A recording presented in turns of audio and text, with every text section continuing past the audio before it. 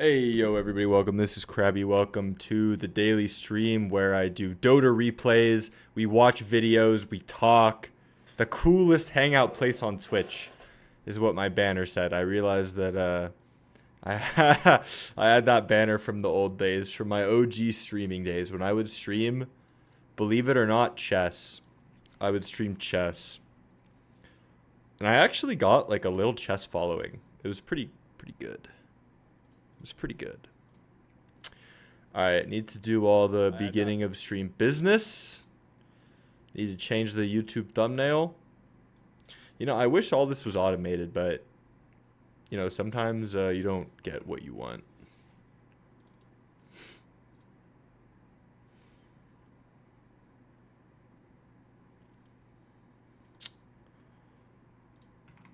Alright, YouTube's good to go. Now I should link Twitch to my Discord.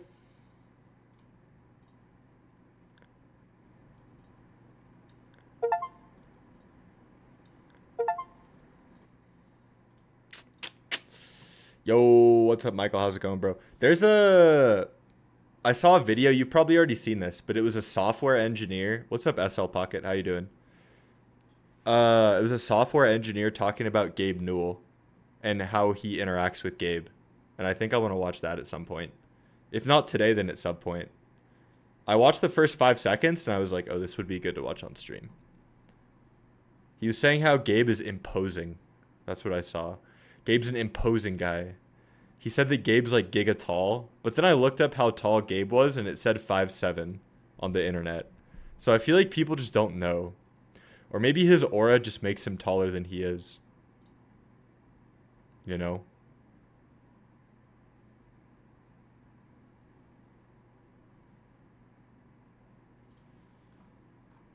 Alright, first person to send a replay gets a Dota review.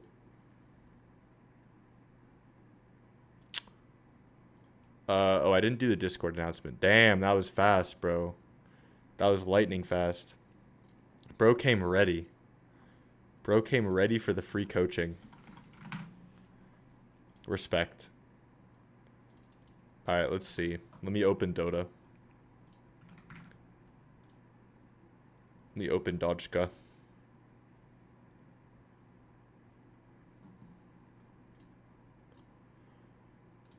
Any good games on the winter sale, guys? Any good games I need to cop? Let's see if Hollow Knight is on sale.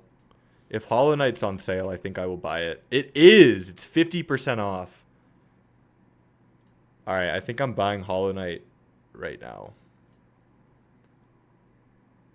I think I'm buying it right now. Risk of Rain? I actually have Risk of Rain. I like Risk of Rain too. It's fun. I don't know. Will I actually play Hollow Knight? I don't know. I'll buy it. I'll play it at some point. It's $7.49. That's the price of a coffee these days.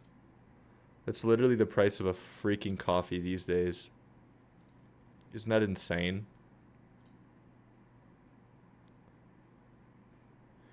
Also, if somebody wants to sub and cut the line and get the first replay review, you can do that. Sorry to mog you, SL Pocket. But, you know, gotta do what I gotta do for the subs. Then buy Risk of Rain 2 DLC.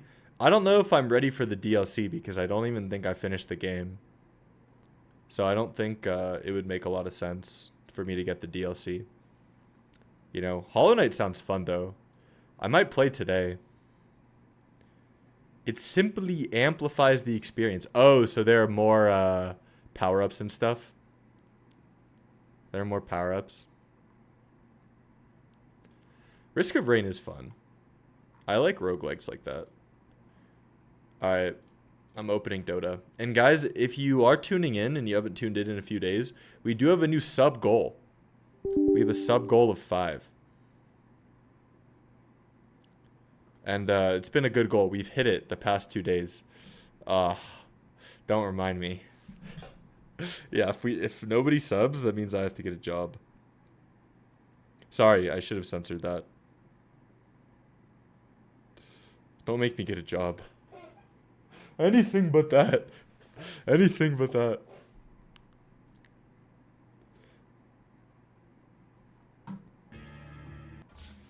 Alright. Damn, my Dota friends list is absolutely popping. Let's see how Yaro's doing. Oh, Yaro's winning. Nice. We love to see this. Love to see this. Oh, what's up, Fatty? DLC has long-standing solitude. What does that mean? Happy New Year, bro. Happy New Year. It has long-standing solitude. Is that like the name of something in it? Or do you mean that if you get the DLC, you will have long-standing solitude playing the game? Like literally for what it means? Alright, let's look at some Ursa. Shall we, chat? Let's look at some Ursa.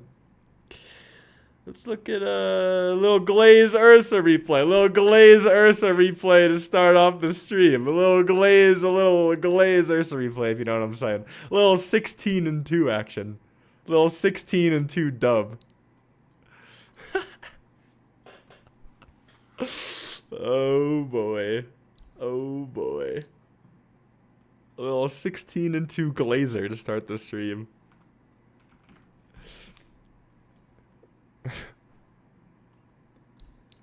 Alright, first thing. Net worth audit. 10 minutes is okay. 20 minutes is also okay, but I feel like it could be better. So I'm gonna skip the lane and I'm just gonna talk about some mid-game stuff.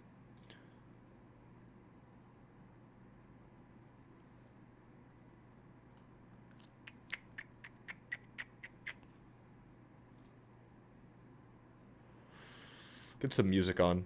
Dire team back. It's a lunar item and Risk of Rain. I see.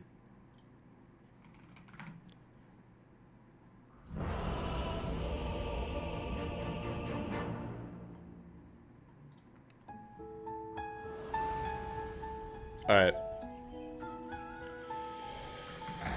Okay, starting item build.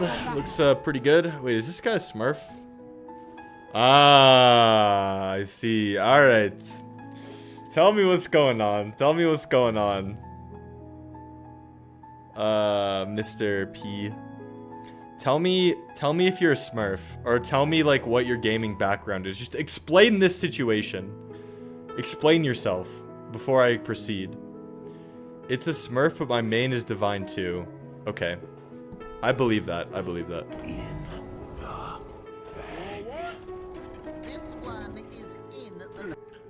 Did you buy this account?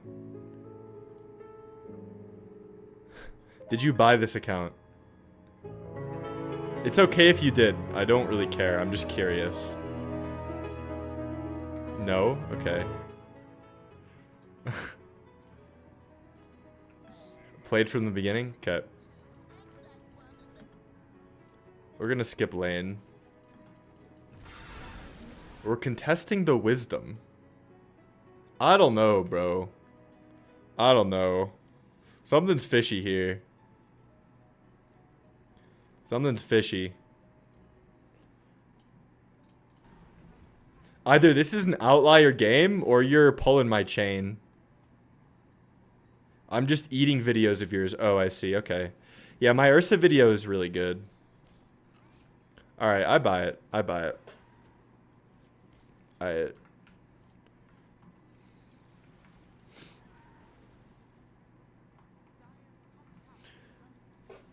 I think you're going a little too crazy here. Like, just chill, man. Get the cornucopia and go back to the wave. No need to try to freak on somebody here. Prioritize the wave. Because your game's good if you just... Yeah, I don't like how... Okay, never mind. Your Mirana's there. That's fine. I think your CS could be a bit higher. You could strike a better balance between hitting the creeps and farming the hard camp. Also, you should push this right away. You should just shove this in instantly and then go farm this camp. There's no need to freeze the wave right now at 9 minutes. Absolutely no need.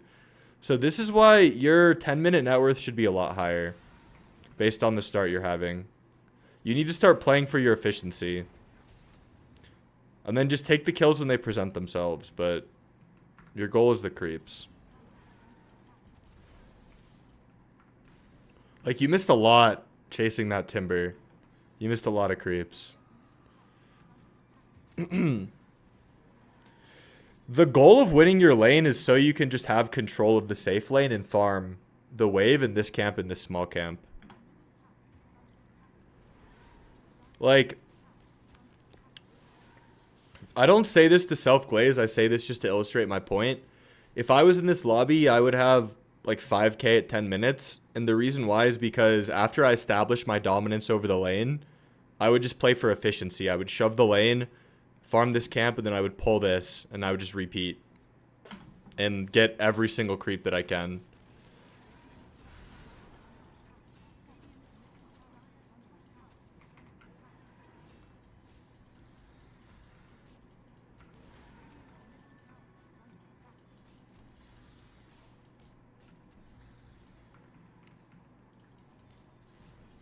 I need to change the music. This is too dramatic. This is too dramatic. We need like a little background situation.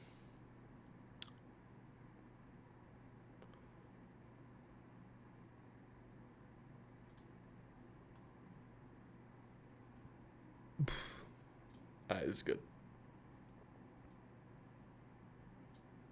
Okay. Yeah, your Battlefield is coming out really slowly for the start you had. I made my enemy Mars run under T1, hold action, die, buyback, Midas, and grief vision wards. Nice. Yeah, that's the thing. That's the lane pill. If you just crush your lane, like, the enemy will just grief like that. They'll stop playing. Because what they'll do, you know what was happening on Mars's team? You know what he was doing is he was flaming his 4. I know exactly what was happening. He was flaming his 4 and just like griefing and typing it as 4. But in reality, it's because you shit on him.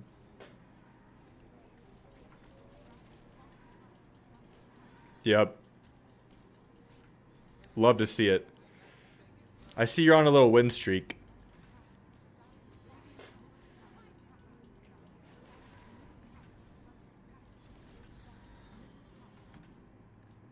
Okay, so yeah, your Battle Fury is slow, but despite that. I also don't really like Windlace before Blink. I don't like it. Okay, you should have farmed this camp and then stacked this. If you can, if you had time. I think you did.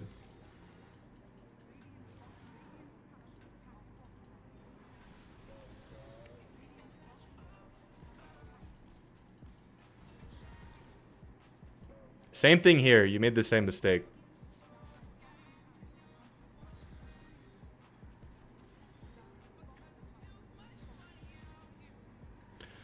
I think you get more from double ancient than stack. Yeah, but it's the difference between farming this camp twice or not. So I think the net is better. And the other thing about the stack is you can stack it and then you can go farm the wave so you don't miss any lane creeps. Like, you don't stack it and farm it right away. You stack it and then you go push the lane. And then you farm in a circle, and then you farm the stack. Or stack, wave, zone 1. I call these two camps zone 1. Wave, and then you go back and take the stack. Or stack again.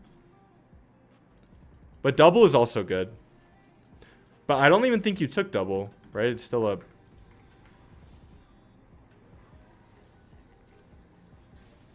Do you get more from double versus single? You get technically, if we want to be Reddit about it, you get a little bit more from farming the individual camp twice than stacking it. Because there is some stacking debuffs to the XP you get.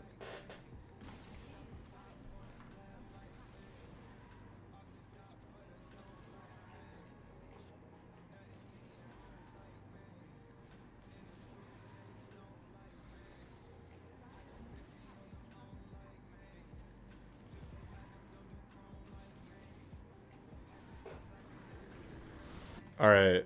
Let's talk about this.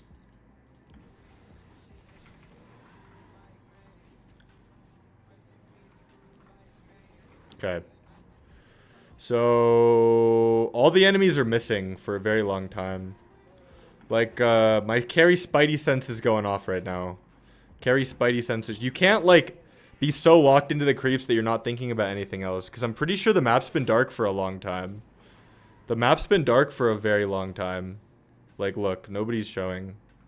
I'm pretty sure it's even longer. Like, look, nobody's showing bottom. Slark is farming bottom. Nobody shows mid. Okay, Necro shows mid. Timber shows top. And now it's just dark, I'm pretty sure. Nothing mid. This is the key sign. Because if Necro was mid, he would be farming this wave.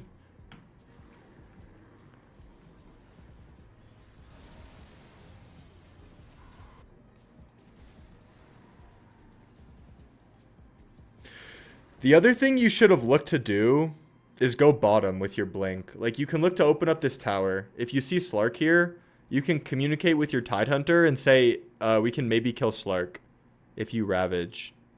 I'm not used to that many ganks. Bro, it's 20 minutes into the game. That wasn't even like a gank.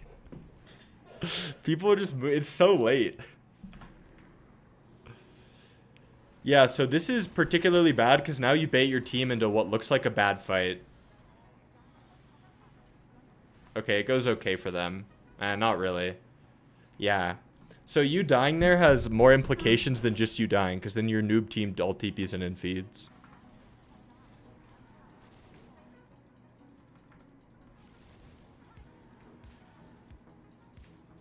Yeah. Yeah, it's true.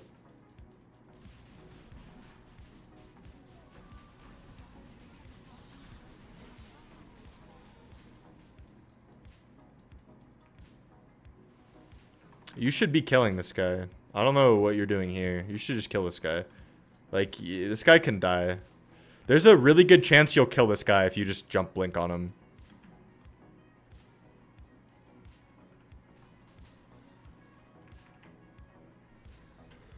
Now you should go on this guy. Alright, let's see who you jump. Okay, I don't like the jump now, because you see other heroes. So you should always go on the person you can kill. Or maybe you jump. Yeah, like you see this guy here. I would be looking to go on this guy instead of the Slark. Because if his team's behind him and he gets Shadow Dance off, like, that's what he wants, because he'll just heal. But it's different if Slark's alone. You can just try to fuck with him. But now it's different. So, yeah, this is really bad. I mean, you had so many options. CM, Nature's Prophet. Either of those are good jumps.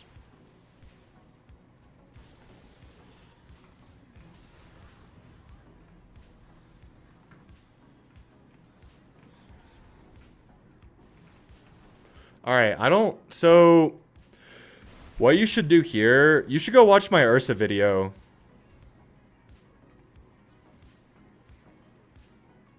Yeah, so you could, there's a chance you do that.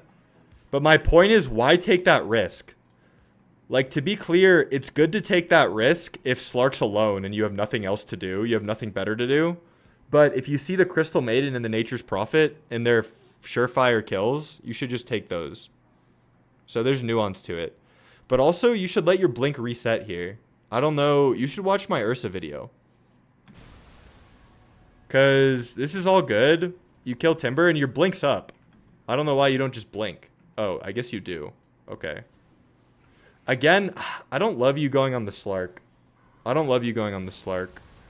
But it's also proper procedure to go in the fog.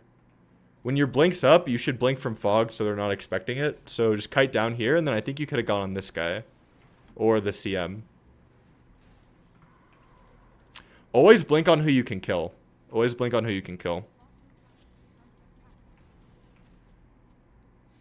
Yeah. I feel like you could have eked out like one more kill here. It ends up going well anyway, but this is relevant stuff. Okay, you should now solo the Tormentor. Oh, did they take it? Wait, did they change the Tormentor spawning in the patch or something? Like, what happened to Torm? I swear in a lot of replays, it's just not up.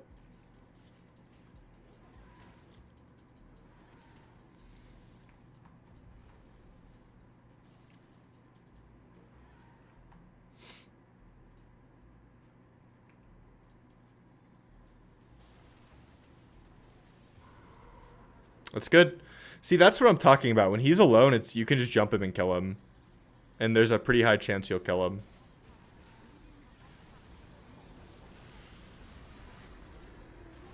Alright, I don't like you hitting Necro.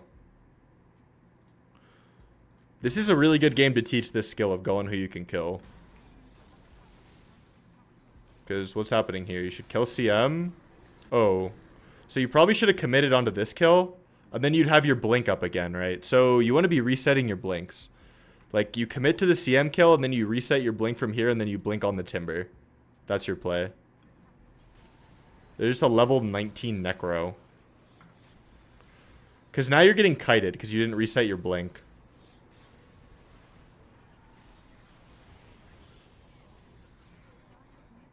I wanted the CM.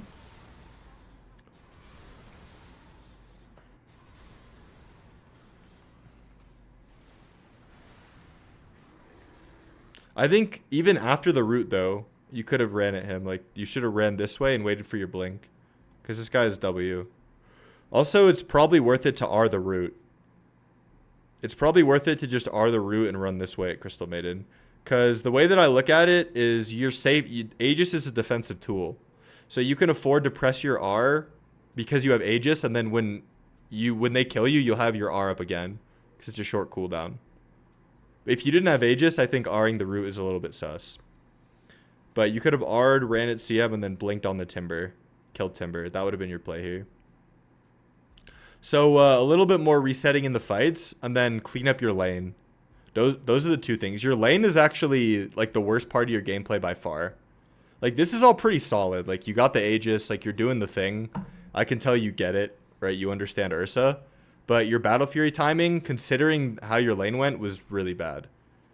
And to get it, you just need to prioritize the creep wave more instead of, like, freaking too hard on the enemy heroes. Killing the enemy is good, obviously, but you shouldn't force it. Sometimes the opportunities just aren't there, and that's fine. That's fine. If the kill opportunity is not there, just take the creeps and these two camps every minute. And you'll get, like, a 11, 12-minute Battle Fury. But instead, you tried to, like, chase Timber around too much, and you were trying to, like, fog them here, and then you got a 15-minute Battle Fury. Any questions? Thank you for submitting. All right, next person to submit a match ID gets a free review. Unless somebody wants to sub, then you can cut the line. Or just sub to support me. We're at 0 out of 5 for our daily sub goal. And it would be absolutely lit if we could hit the daily goal for the 3rd day in a row. That'd be fire. That'd be fire. Yeah, you're welcome.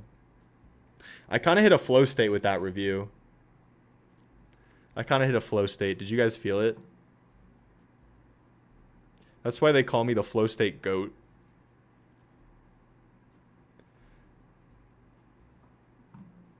Alright. I'll do Wilson because you subbed yesterday. I got a Faceless Void replay. Okay, maybe we'll get to it after this. What hero? I mean, I know what your username is.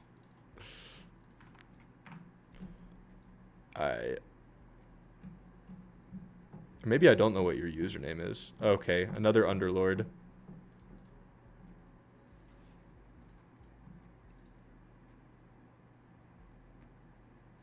Yeah, we talked about lane before with you, I remember. Another Divine.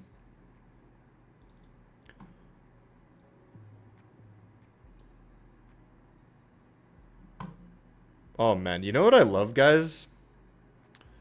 I love like pink skies. Like there's on this music video I'm watching, this is the art. It's this. I'm pretty sure this is in LA. But I love these like California pink skies with the palm trees. Holy shit, it's so surreal. Like that's the vibe. That's the vibe.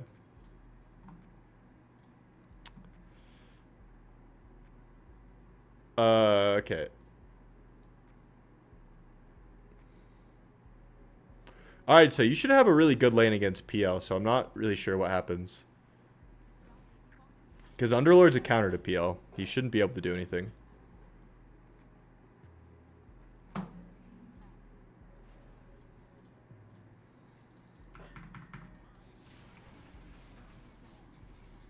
I don't know about that Q placement. I don't know if I love that Q placement. Maybe. Okay, actually it's okay. Never mind. It's good. All right, this is too much though. This is too much. Like, yeah. Yeah. So I like this go on the PL. This is good, but then after the kill doesn't happen and you have vision of the whole enemy team, like we don't walk into them. If you think about it, like let's think about it. Your whole team just used all their buttons. No stun, no Q, no Q, no E. Like you guys have literally nothing. But you're just hip, and the enemy has everything. Right? Enemy hasn't used a single round of spells besides PL. So this is giga loss for you guys basically. But there's a mass like hypnosis to all walk in, even though none of you have anything. This is why I always encourage like playing to your hero. Because if you're playing according to just your hero, you know that you don't have anything. Like you shouldn't try to like frontline for your team, you know? Like you should just know I'm pretty powerless in this situation, so I shouldn't walk into 5 enemy heroes. This is such a classic. I feel like this is funny. This might be like a stretch, but I feel like a lot of these players on Dire are using their mics. Like this is what happens when you get a team of 5 English speakers and everyone's like talking like, "Oh guys, like get PL." It just creates this like mass like social pressure psychosis vacuum. This is yeah, English speaking gameplay, I'll say.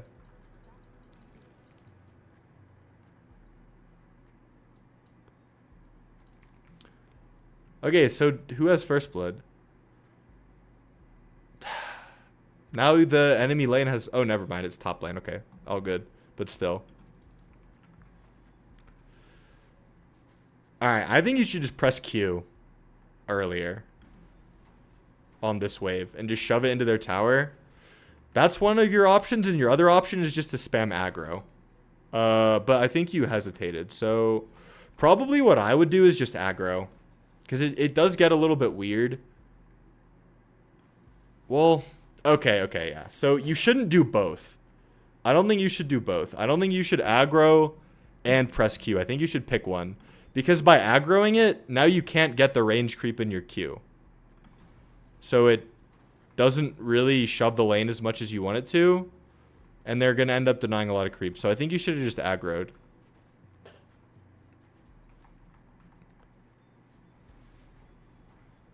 I also think you should get in the habit of coming here if you can. This game you couldn't do it. And just blocking. This will fix a lot of your lane problems. Come here and just block the wave. And then the first wave will go into the enemy tower. And then it will land right where you want it. Hey Krabs, how's it hanging? Pretty good, bro. Pretty good. How you hanging, my dog? How you hanging? I got an idea for a good TikTok series that I want to do. So I'm excited to get that going.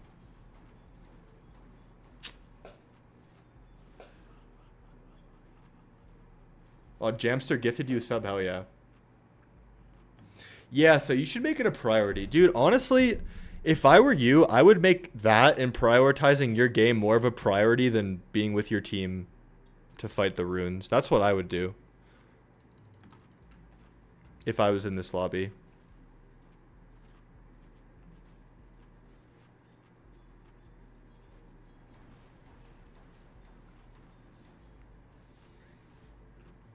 Okay. I really hope the old Swaparoo on the YouTube content is going well. Thank you. I'm excited for the next phase. The first phase of the Swaparoo didn't really do well. It was the faceless Minecraft stuff. And that didn't do amazing.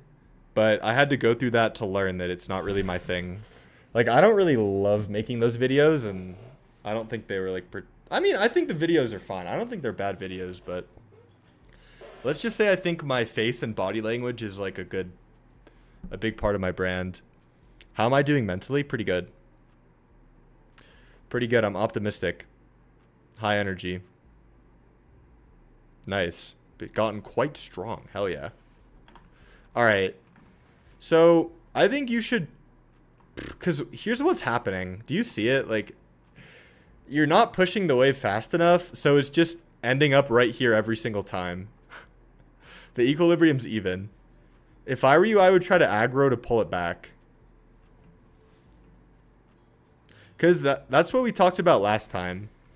Aggro to pull it back here and then just deny creeps.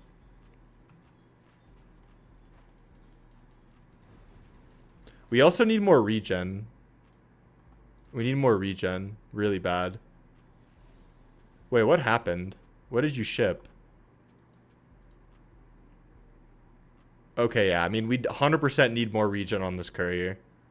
This is why everything I said so far is relevant, but if we don't have regen on this courier, like, how are you going to play? You know? Like, how are you going to play the lane with 300 HP and no regen coming? Like, you're just fucked. You're absolutely fucked.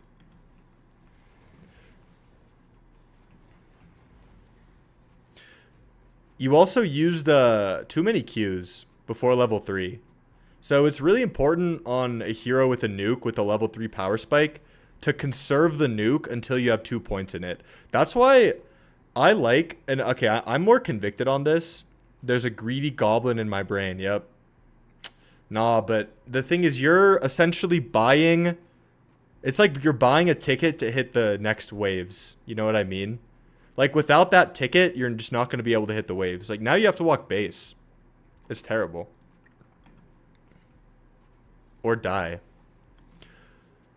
But, yeah, so you use too many nukes level 1, and the more I watch this, the more I'm convicted in this point that you shouldn't, I don't really like level 1 queuing the wave. Hey, what's up, man? Welcome to Twitch. Twitch frogs know what's up. That's all I'm saying. Twitch frogs know what's up.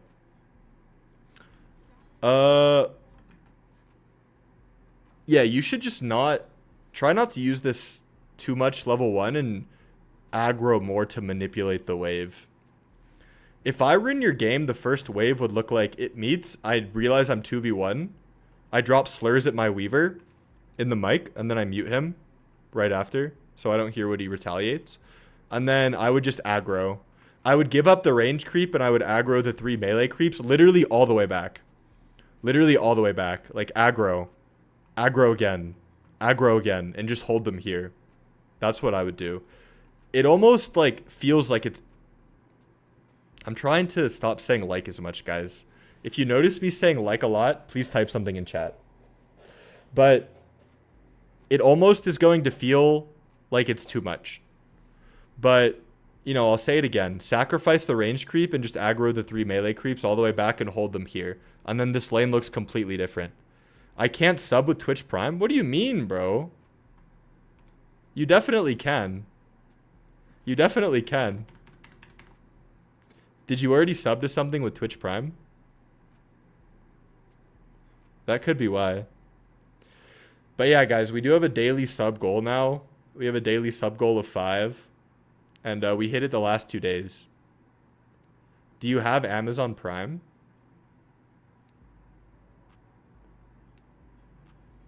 Maybe you canceled your Amazon Prime by accident. I don't know. Because I got a Prime sub yesterday. I do. Twitch is nuking me.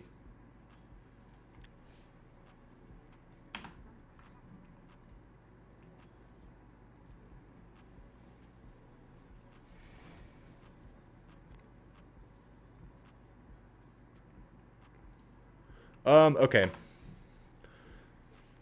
Wilson, go employ these tactics and then come back.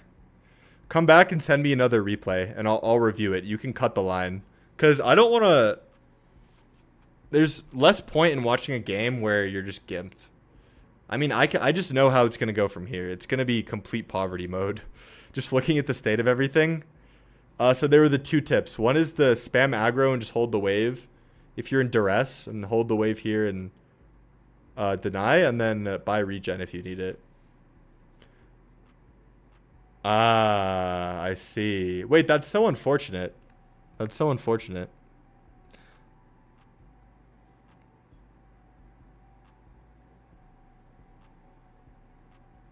Yeah, of course, Wilson, of course.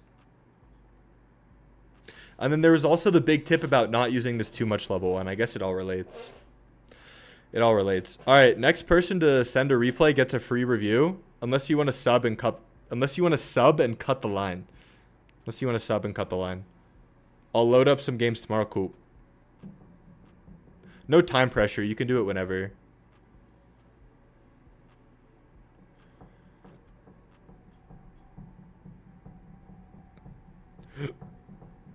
Thanks for the follow. Engineers grind. Yeah, don't forget to follow if you're on Twitch. Don't forget to follow if you're on Twitch. Also, first person to send a replay starting now gets a free review, unless you want to sub and cut the line.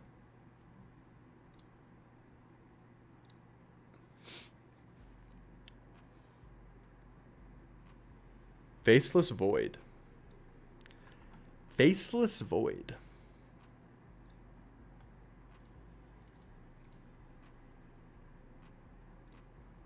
Okay.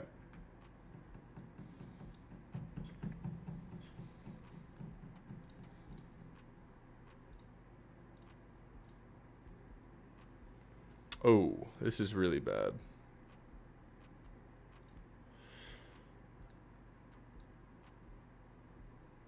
You went Mask of Madness? I like Helm of the Dominator. I'm gonna get some water.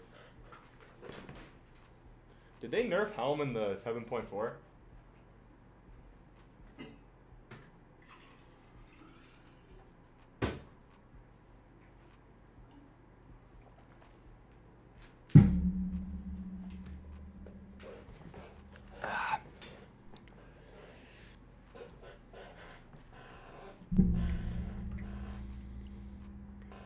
All right, so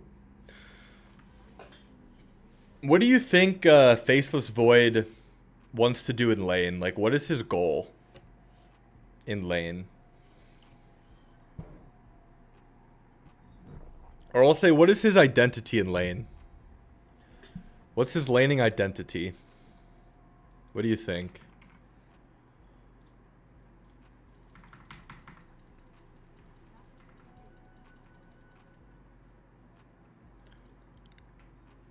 Yeah, I wouldn't even say trading. I would literally just say survivability. Like, the goal on Void, I'll tell you the goal on Void. The goal is to get a 20 stick. I would even start with Wand. The goal is to get 20 stick, Lotus, Raindrop if you need it, and just sit in the lane and farm. That's it. This hero is the end-all be-all carry of Dota, but he's shit early game. He's one of the, probably the worst early game hero in Dota. Alright, I really don't like what's going on here. I really dislike this. Your focus should be the creeps. You're overplaying the time walk thing. You don't really want to use this level 1, because now good players would kill you. Because they know you don't have this. So a good Timber would nuke you again right now. He would be here and he would nuke you again. Okay, he did. This guy's a gamer.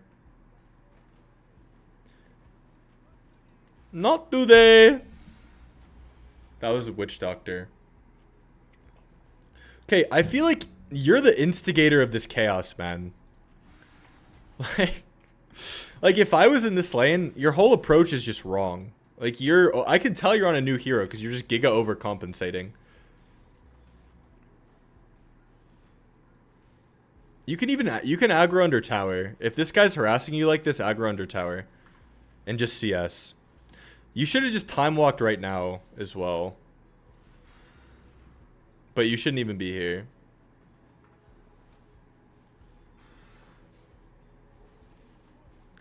Oh man, I used to spam Void a lot. I mean, I just watched the first minute.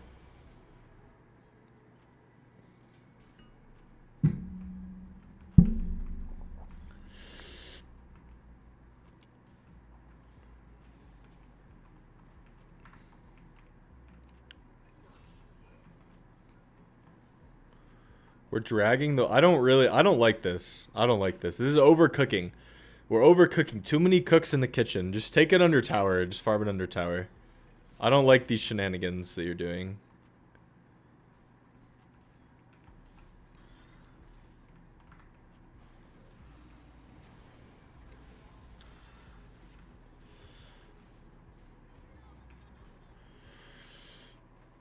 I also really dislike this bracer. What I like on Void... Let's see, did they nerf this item? They did. Okay, they did. Never mind. I don't know about this. One more thing before I go. What's up, man?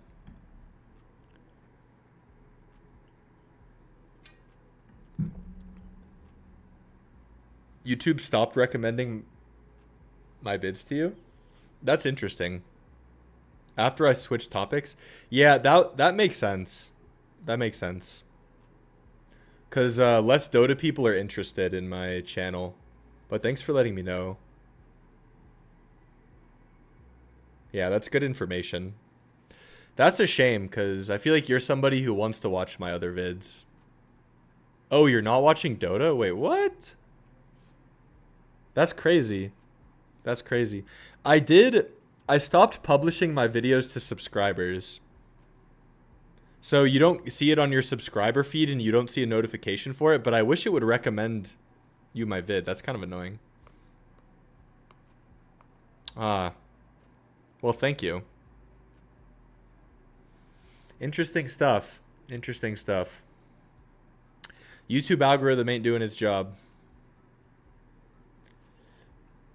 I mean, maybe maybe now because you watched all my new ones. Yeah, thanks for letting me know.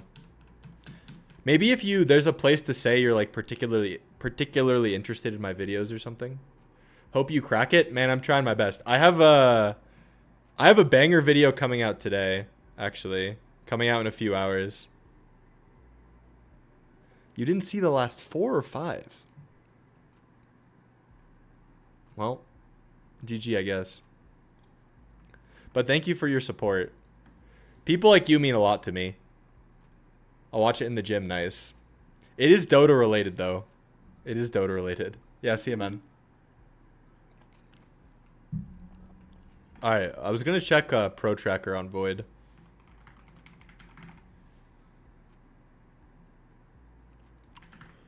Baseless Void. I doubt there are any games. Yeah. Okay.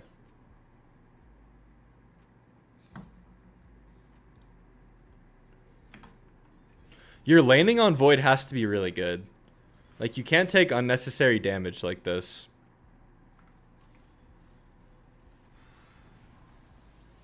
I would still go Helm, though, to be honest. What did they do to it again? It's just XP, right? Oh, gold and experience bounty. I don't know. Void seems to be in a really bad spot right now. Void seems to be in a really terrible spot right now. But I don't like the Bracer. I know that for sure.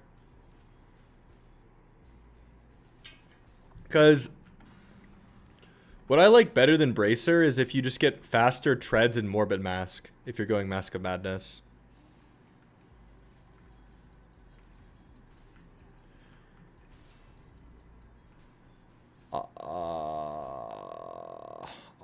I also don't know if I love Raindrop against pure damage. Oh, it's Midas. Yeah, you're right. You should go Midas. You should go Midas. 100%. Yaro's right. You should go Midas. Yeah. How do you know that, Yaro? How do you know that? Because there's no Pro Tracker games. But yeah, because Midas is really buff right now as an item, if you didn't know. They made these changes to it, so I'd go Midas.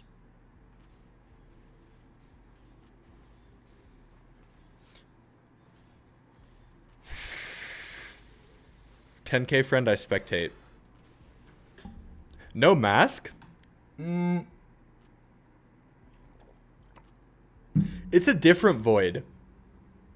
I would say no mask, yeah. It's a different Void. Like, you can't expect to stay in lane as long, but you'll just naturally get a lot of farm. But Wraithband Midas sounds pretty good.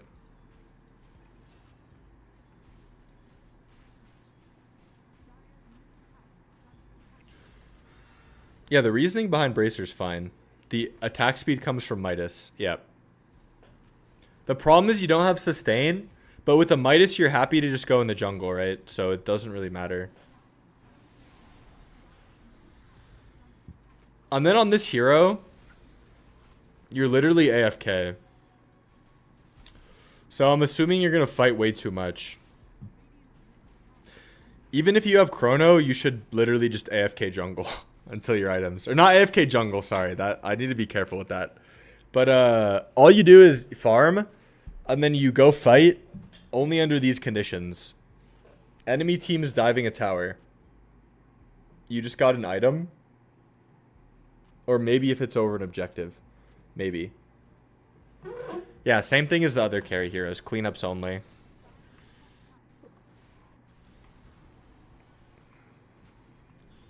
I don't love this. It doesn't look very good because you're so low HP. I don't know why you're not eating your tangos. Yes. Hardest part of Faceless is a clean mental. And he's a hard hero to play because you're playing... I don't really like playing Void. Because you're playing for like a 40-minute timing. You're playing for a Scotty Refresher. You're literally playing for 4 items. You're playing for Mjolnir, BKB, Scotty Refresher.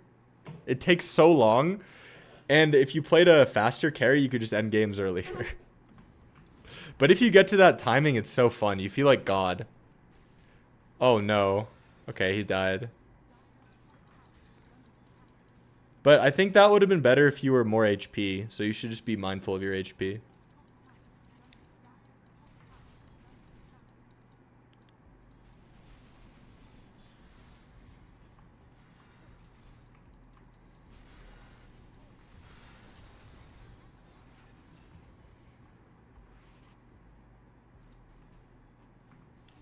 That was a good TP mid. I think it could have been a little bit earlier. It could have been a little bit earlier.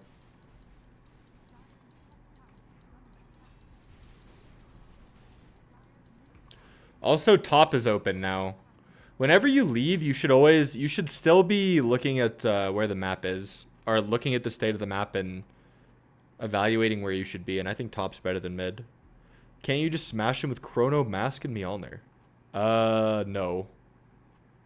Because if they're good, they're going to stun you and kill you with magic.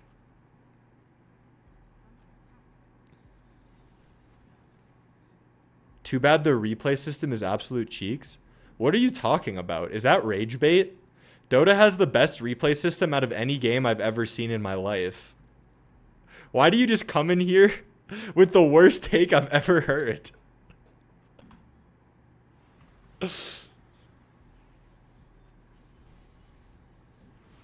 Oh, the short... Yeah, I forgot about... That's new.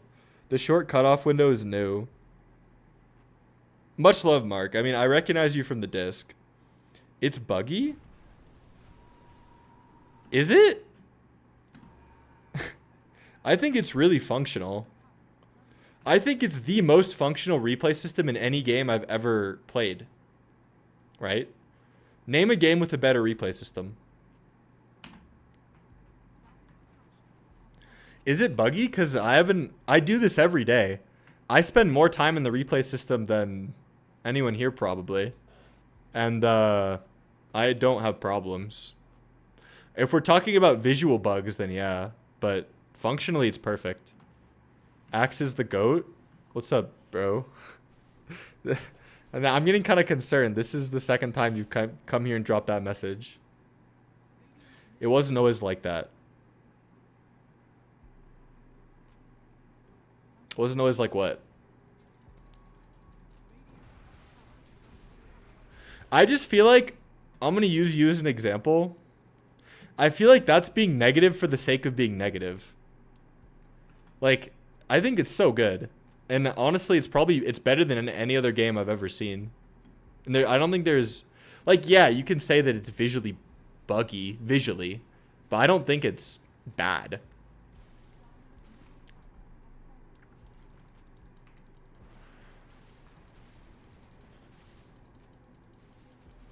To me, it's good. When you go backwards, the whole playback glitches out. Really? Let's see. 10 seconds. It looks fine to me. It looks fine to me, bro. What are we saying? Do you understand that I spend like 20 hours a week in the replay system? Try 60. All right.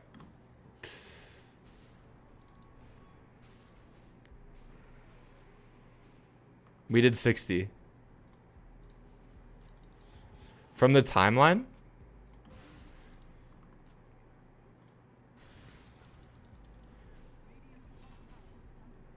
It looks fine to me. I also have a pretty decent PC, so maybe that's part of it. Try to skip the 10 minutes.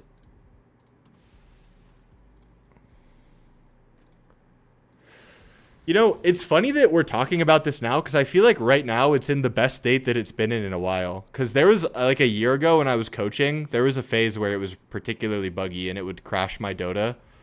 And it was annoying, but now it seems like it's in a good spot. But I mean, I see what you're saying, Mark. Like, I'm not discrediting your claim entirely. It is buggy, classic Valve, right? But it gives me kind of the same vibes that I get from Bethesda games like Skyrim. Like, yes, it's buggy, but it's also beautiful at the same time. You know what I mean? That's how I view it.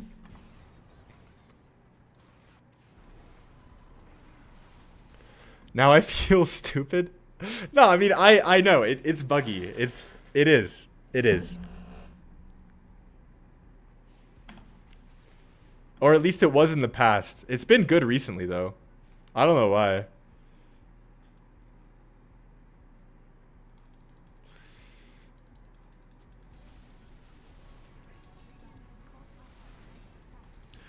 Okay, we need to farm more lanes. No, you're good. I like to engage in things like this. Like, honestly, the main focus of my stream is not the VOD reviews. The main focus of my stream is community bonding. And we're bonding, Mark. We're bonding. You know? It's for the vibes. The replay review is just the medium that I use. The tighter replay window could be an aim. Oh, that's interesting. Maybe you're right, Yarrow. Maybe you're right. Dude, that's crazy. Because my default way of thinking about that was that Valve is just like allocating less memory to Dota. They don't want to pay for it or something, but that's a good positive spin on it. Game plan is Wraithband Midas and farm in lane as long as I can. Yeah, pretty much. The only way we bond is if we play 4 fun Dota games. You trying to give an alcoholic a beer? Here, have this beer. Yeah, Mark holding out the bottle.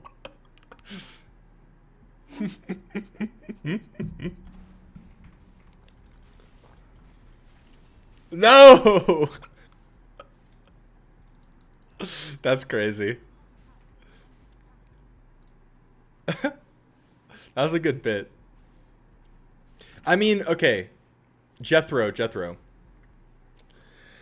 You can do what you want. If you feel more comfortable playing this Mask Void, you can do it. If I was playing Faceless Void, I would build Midas Maelstrom, and I would farm it up, okay? That's what I would do. But I don't want to tell you what to do. I just want to say what I would do to win the game. Because this is more fun, more flashy. I don't know. You can view it like that. Yeah, Midas feels good. Midas feels good.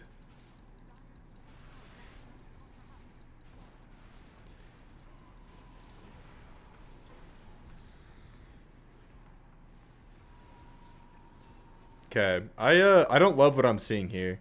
So that's like giving an alcoholic a seltzer, yeah. So to be clear, you should be farming top and then TPing into this if it looks good. You should not already be here. I don't like that. You shouldn't already be here. This is why your net worth is low. You're not farming a lane. You could pick any lane. Because you're wasting a lot of time. And now you're trying to go back in without chrono. Like, this is just super inefficient. And trust me, when you play Void properly, it's going to feel bad. Your team's going to flame the shit out of you. And you just need to mute them. You just need to mute them. Alright, thank you for submitting. I'll do another replay for a sub right now. If there's no sub, I'm going to move on. If there's no sub, I'm going to move on.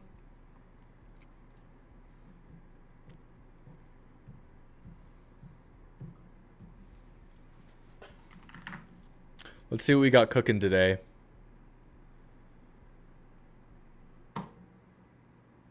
No sub easy. Hey, Mark, thank you for the prime. Let's go. All right, do you have a replay? Now we're at 1 out of 5 for our sub goal. Yes, W. Get some W's in the chat for the sub. Yeah, prime counts. Prime counts.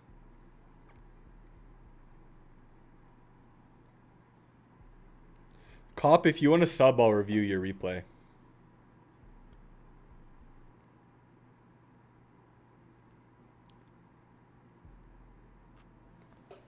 Let's see what we got cooking for after this. I'll wait for you to get your replay.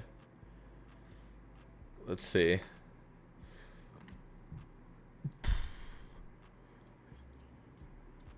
Oh, I want to watch the Gabe Newell vid. Ooh, there's a good one about brain rot that I want to watch too. Or like brain fog in general.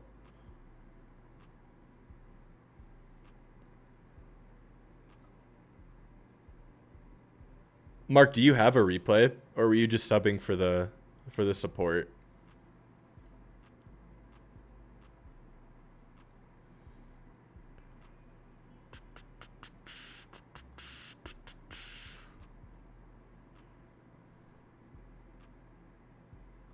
Hey, hell yeah. Thank you, bro. Thank you.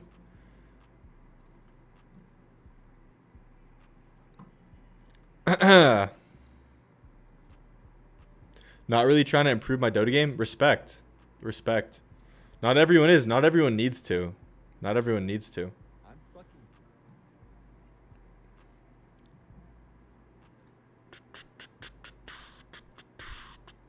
Alright.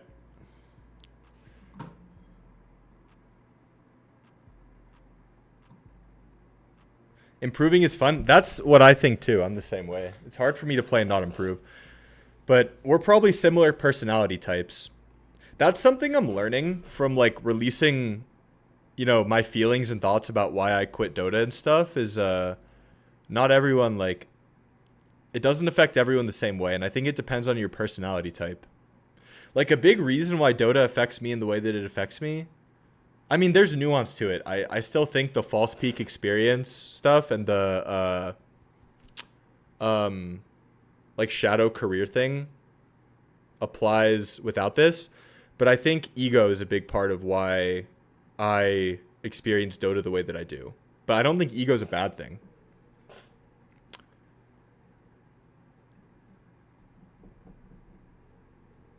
Oh, interesting.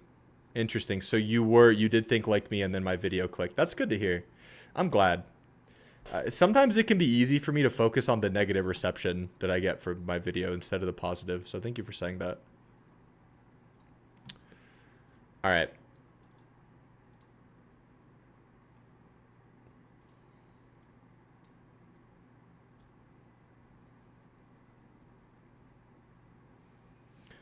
I think Dota will make someone competitive way more addicted. Yeah, exactly. That's a better word than ego, probably. Just competitive, if you're a competitive person. Wait, now I'm realizing, is saying you're a competitive person just another way of saying that you have a massive ego? Are those the same, or is there nuance? I think those are the same. I think those are the same.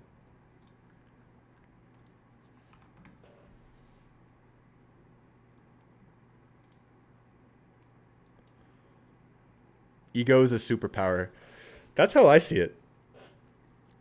That's how I see it. But it's a balance, right? It's a balance. I think if it goes too far, then you become narcissistic, right? And that's not good because that affects your relationships with other people. And, you know, relationships with other people are nice. All right. It's time. Hold on. Time for video by Josephine. I don't know who this is. Brain rot. Brain rot and the fight to feel sharp again. I'm going into this blind. I'm going into this blind. In 2024,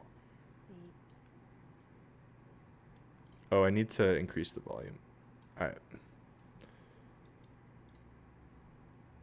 In 2024, the Oxford Dictionary word of the year was brain rot, and if that is not telling of the times. A perceived loss of intelligence or critical thinking skills as attributed to the overconsumption of unchallenging or inane content or material. Now also content or material that is perceived to have this effect. I did not know they came out with this definition, and I really like this definition. A perceived loss of intelligence or critical thinking skills. You know, I think a lot of people, all right, we're about to get real. Brain rot is thrown around as a meme, but I think it's real. Right? I think it's literally real, which is kind of sad. But now the question, and Josephine will probably talk about this, I'm curious to hear what she has to say, is it real or is it just perceived? Okay? And I think it's real. Then I don't know what is. And today I wanted to talk about how basically this thing we call brain rot is all about our attention and where we're choosing to put it. Yes, okay. Josephine is pretty sharp. I agree with that completely. I think that what causes the perceived loss of intelligence or critical thinking skills is that your attention is fragmented. I completely agree. So if you can't focus on one thing for a long period of time, you're not going to be able to think deeply about that thing or really dive into it. And this can apply to anything. If you're constantly switching around, because I was reading about this actually a few years ago.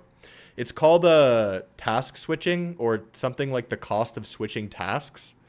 And it showed that if I'm doing a task, right, let's say I'm scripting a YouTube video, and then my attention switches to my phone, to a notification on my phone, then when I switch back to the script, it takes a certain amount of time before I rev up again, before I get back to the point of focus and kind of flow to where I was before. So if your attention's constantly switching off of one thing, there's a lot of that going on.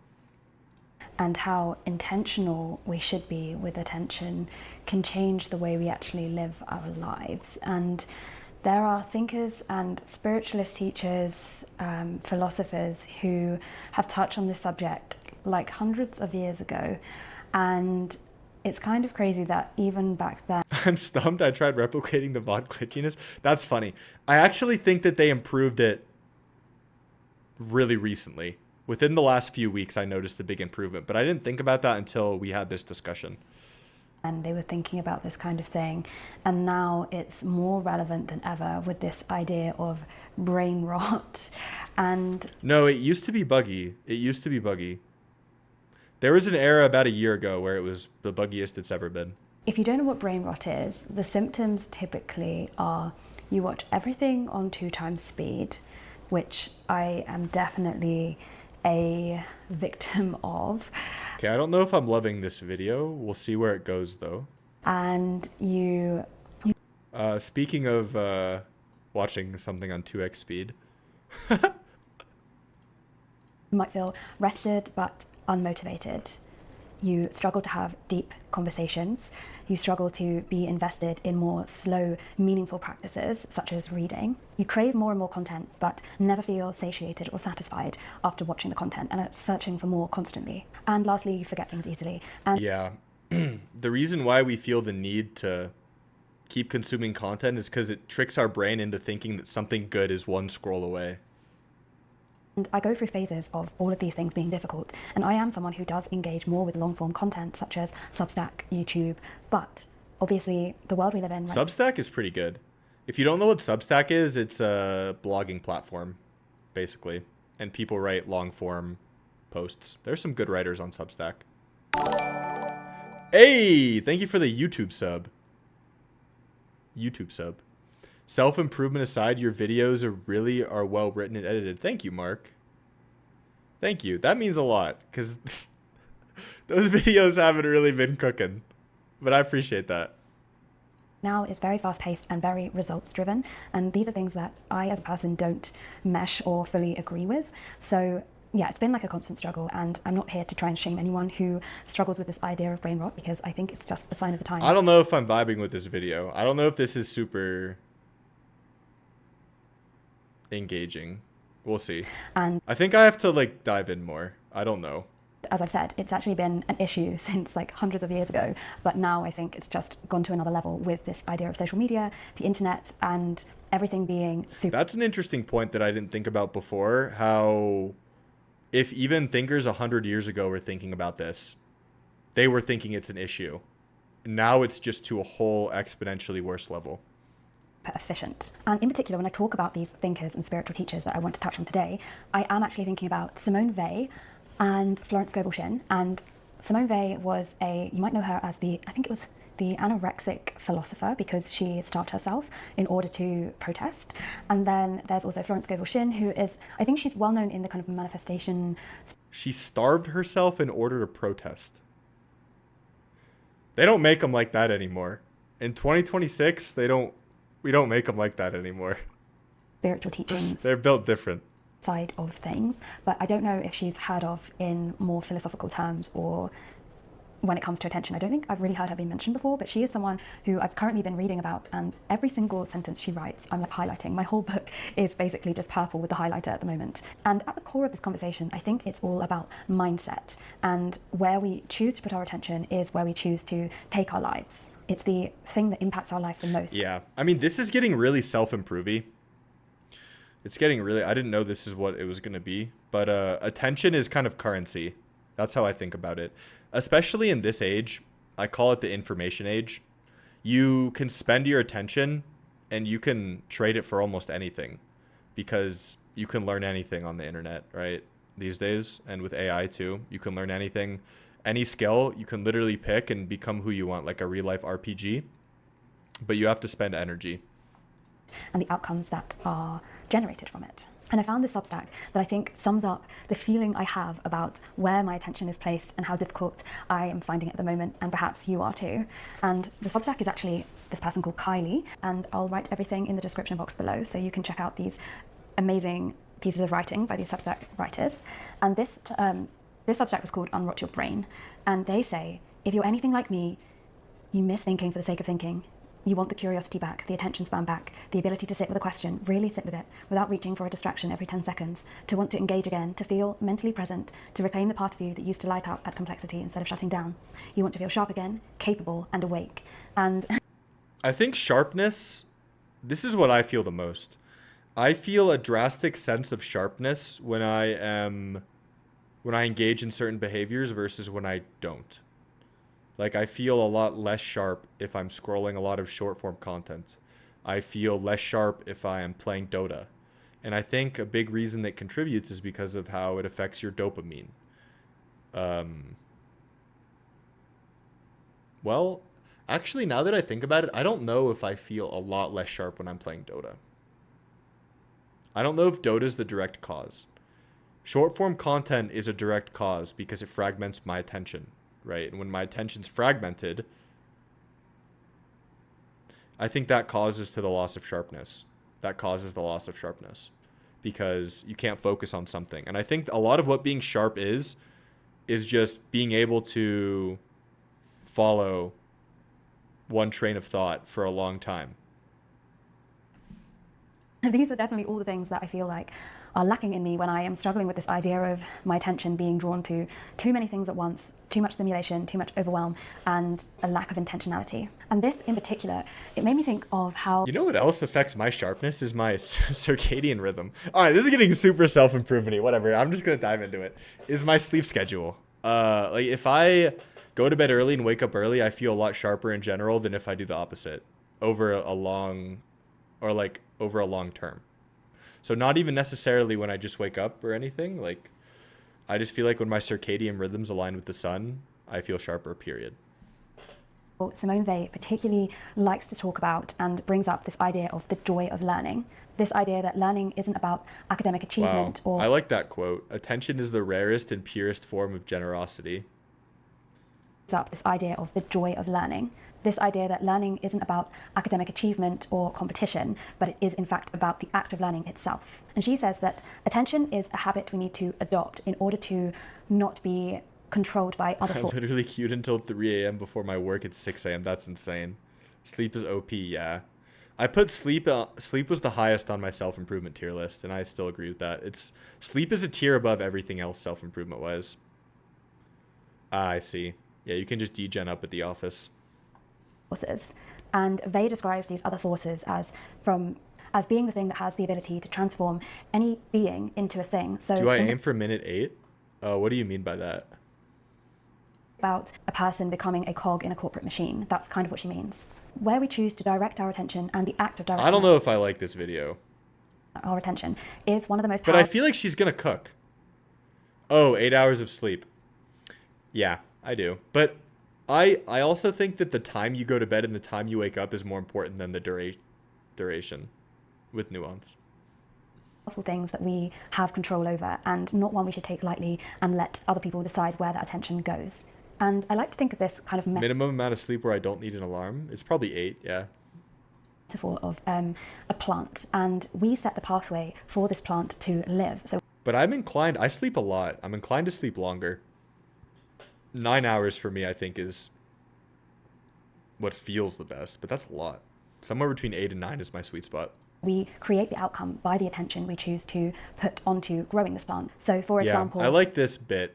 Like attention is like sunlight, and you shine it on a plant, and the plant grows with your attention. if we choose to water the plant, we choose to nurture the plant. This is like what I was doing before with Dota. All of my attention was going to Dota. So the Dota plant was blossoming, and then everything else in my life was wilting. Clip the plant when it needs it, feed the plant, and put it in sunlight. We are choosing to put our attention into nurturing the plant, and therefore choosing the outcome that the plant will survive and thrive and live.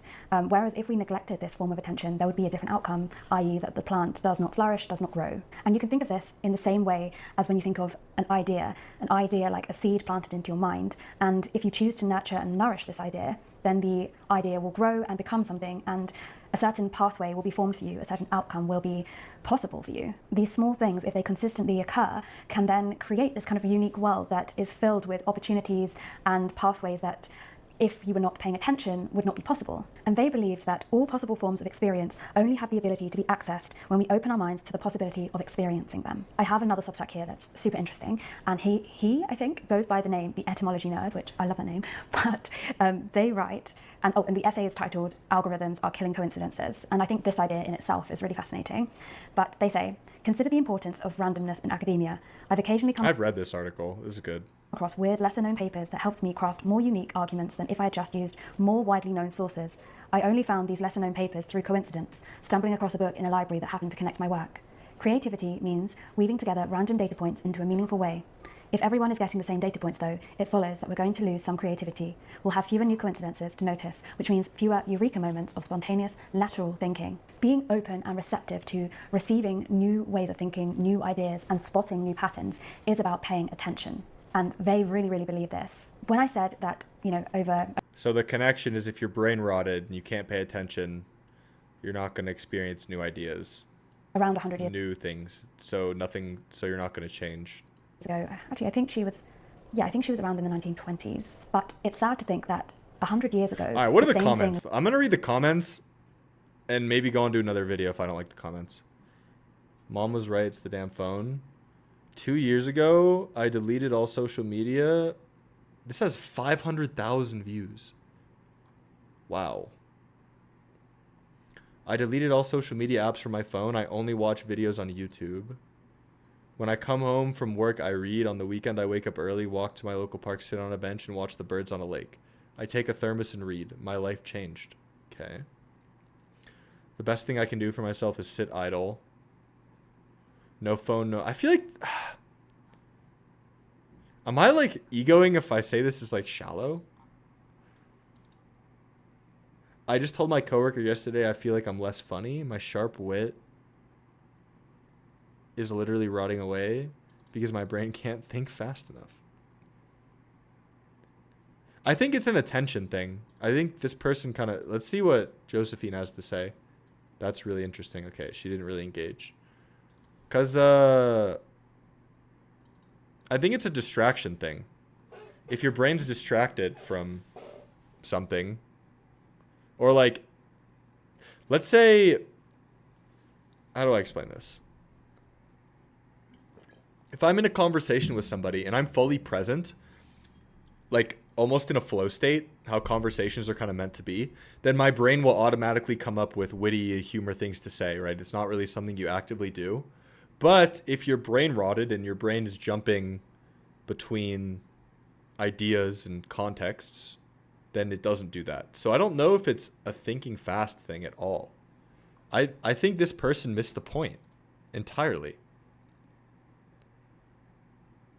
Solution is simple. Stop watching short form content.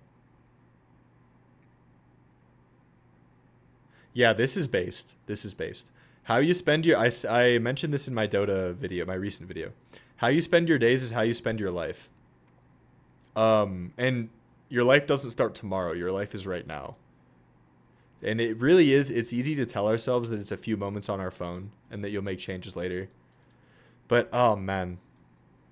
Time goes by so fast these days, guys. Time is just flying by.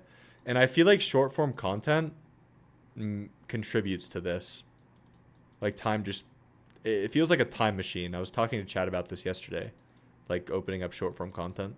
What's my MMR? 8K. Queuing Dota right now. That comment clicks. Yeah.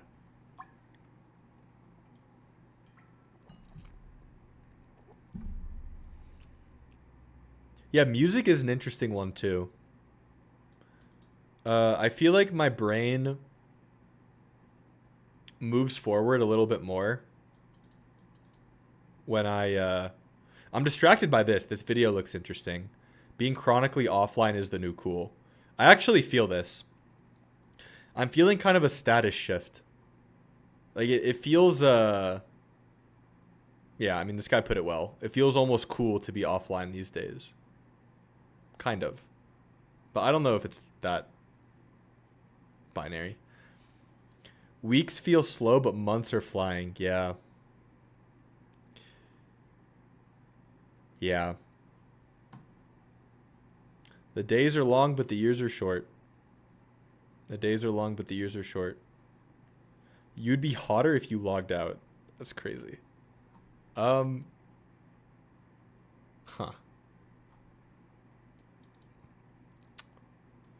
This isn't sitting well with me. This video isn't sitting well with me. I don't know what it is. Was being spoken about, and if not, it's worse now. And this even goes for the way that we teach our children to be educated. I think this video is boring. I think this video is boring. I hate to say it, but I think that's what's not sitting well with me. I think the content's good, but I think listening to this person talk is kind of boring.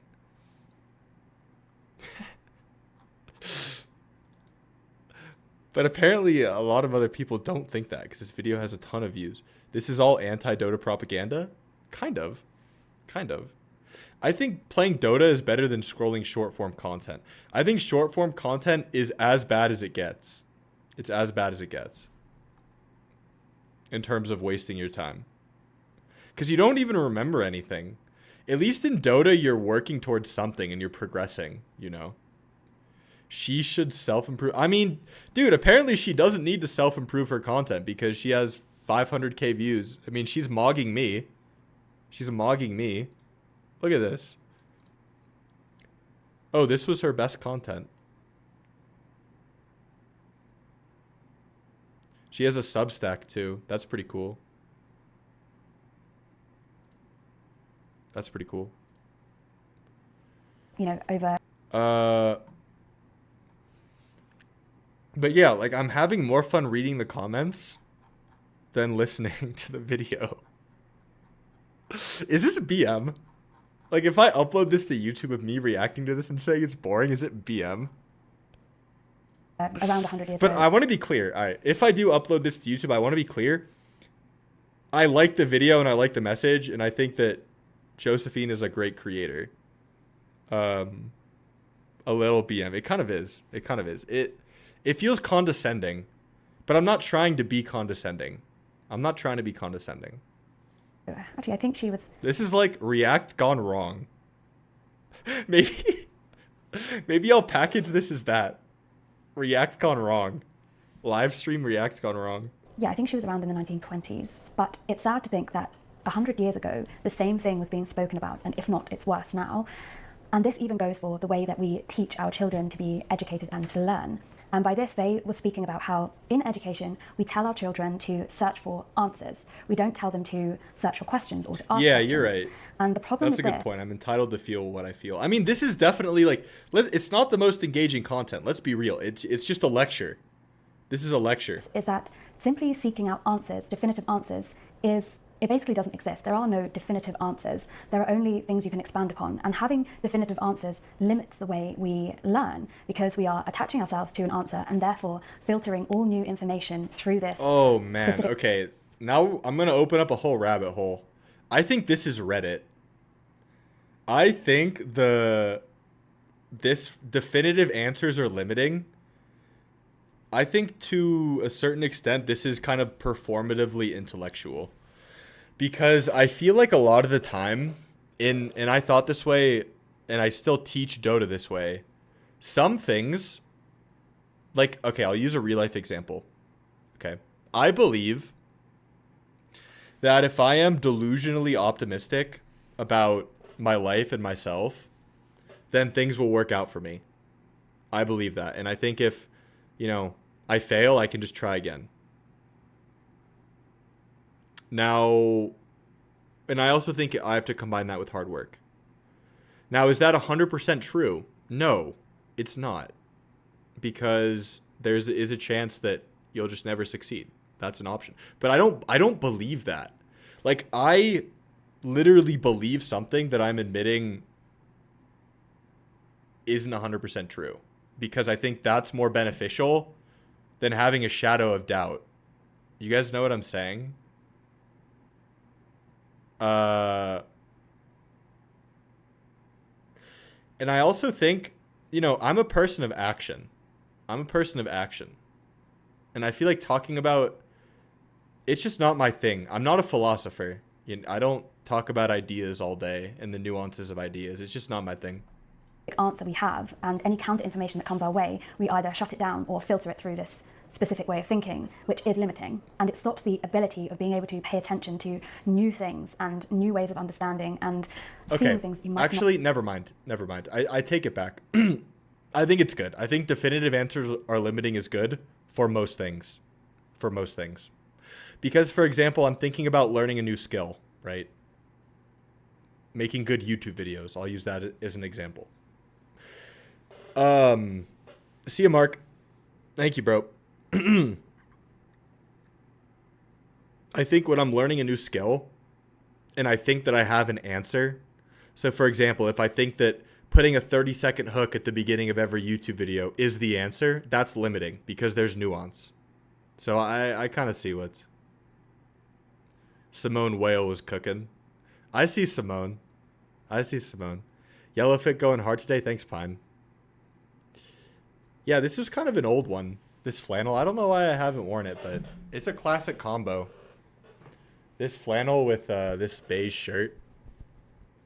I like it. And then the beige hat goes with it too. I'm not a big flannel guy. It's Mr. Neutral tier list bad take, man. That's so funny. That was a good video. Yeah, I think I like this one. I like the colors on this one. I think layering it is a move. Now that was a cultured joke, Mark. I don't like the flannel buttoned look, personally, if you can't see the layers. have seen before.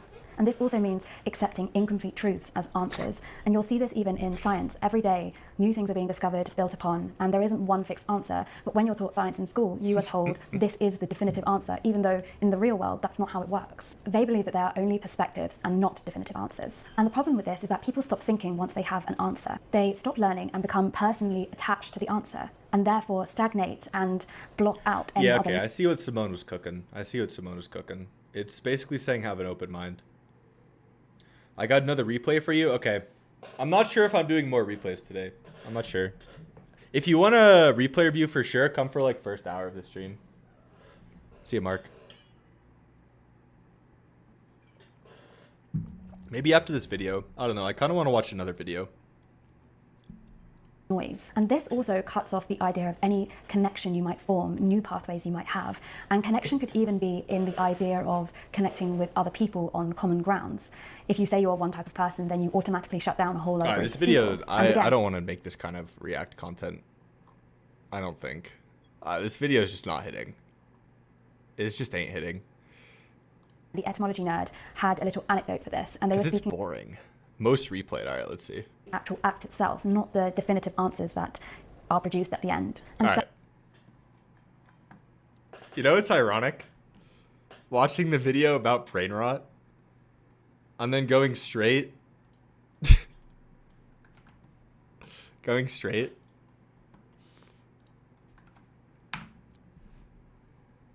Try not to cringe. Try not to cringe. All right. I'm going to watch this video until I cringe.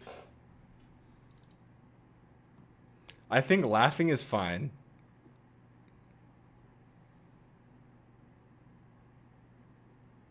He's looking for a girl who's quirky and artsy. Fuzz All right, I can't do this. and gray eyes. Quirky, artsy, fuzzes, gray eyes. JK to me. What's that smell, Harley? Why are you farting when I haven't told you to do so yet? You know the Nah. Nah. rules in this house. What did Nami say when Luffy was acting? Nah. Alright. I don't think I want to watch this. I don't want this. This is not what I want. This is not what I want.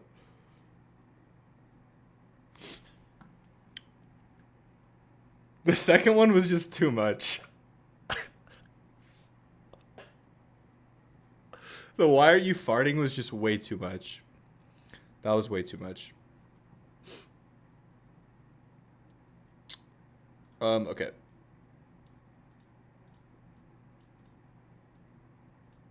Let's try this.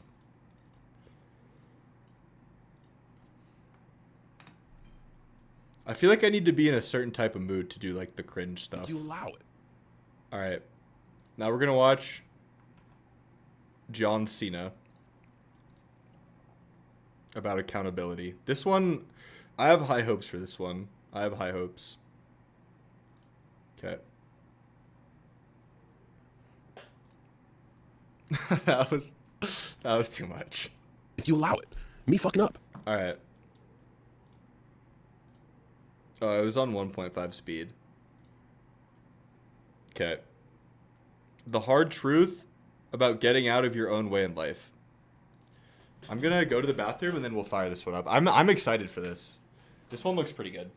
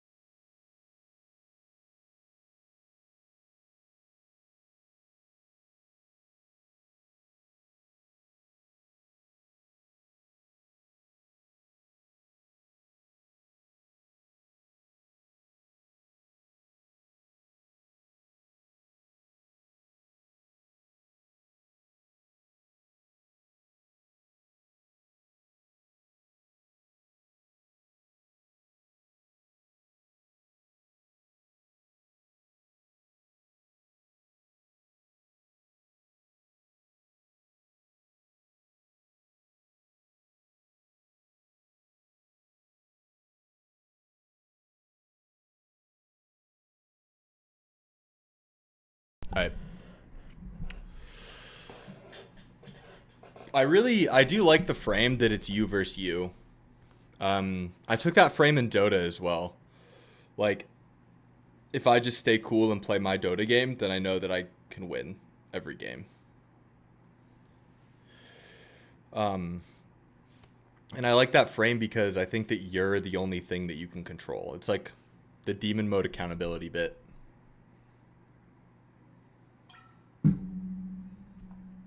The thing I spoke about at the beginning, like the easiest thing to do is your fault.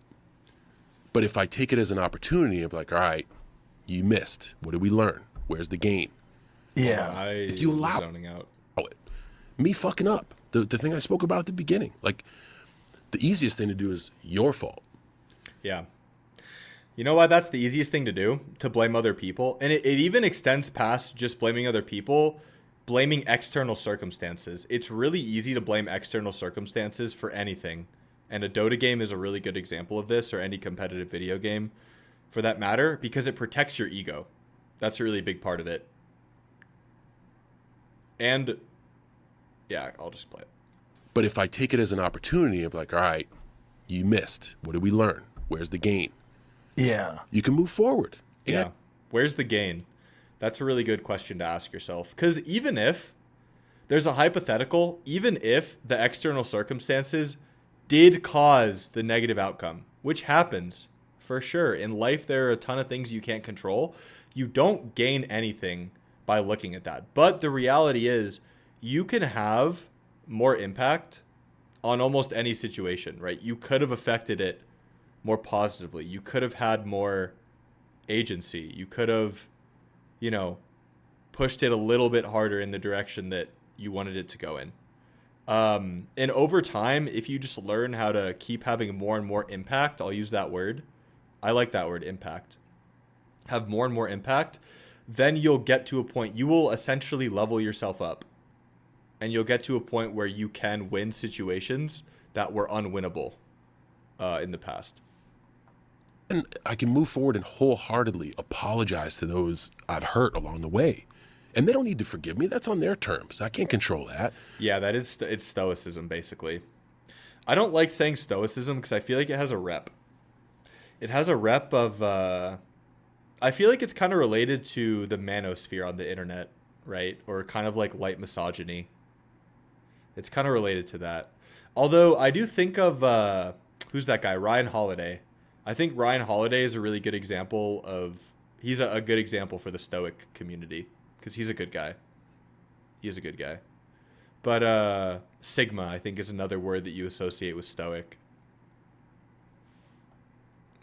But man, the sleep is a little more sound at night, knowing like in learning this lesson or having this opportunity, fuck, dude, I kind of trampled on your shit and I'm so sorry. Like I had such a shitty relationship with my dad. And just recently we've mended fences and he's 80, so I'm glad I've done this. Cause I mean, we don't last forever. We're all going in the dirt soon, you know, but I just wanted him to be something else. I always wanted. John Cena is such a cool guy. He's very down to earth and grounded. That motherfucker to change. I wanted him to be something else. And finally, I got out of my own way. The hard thing is meeting that guy where he's at.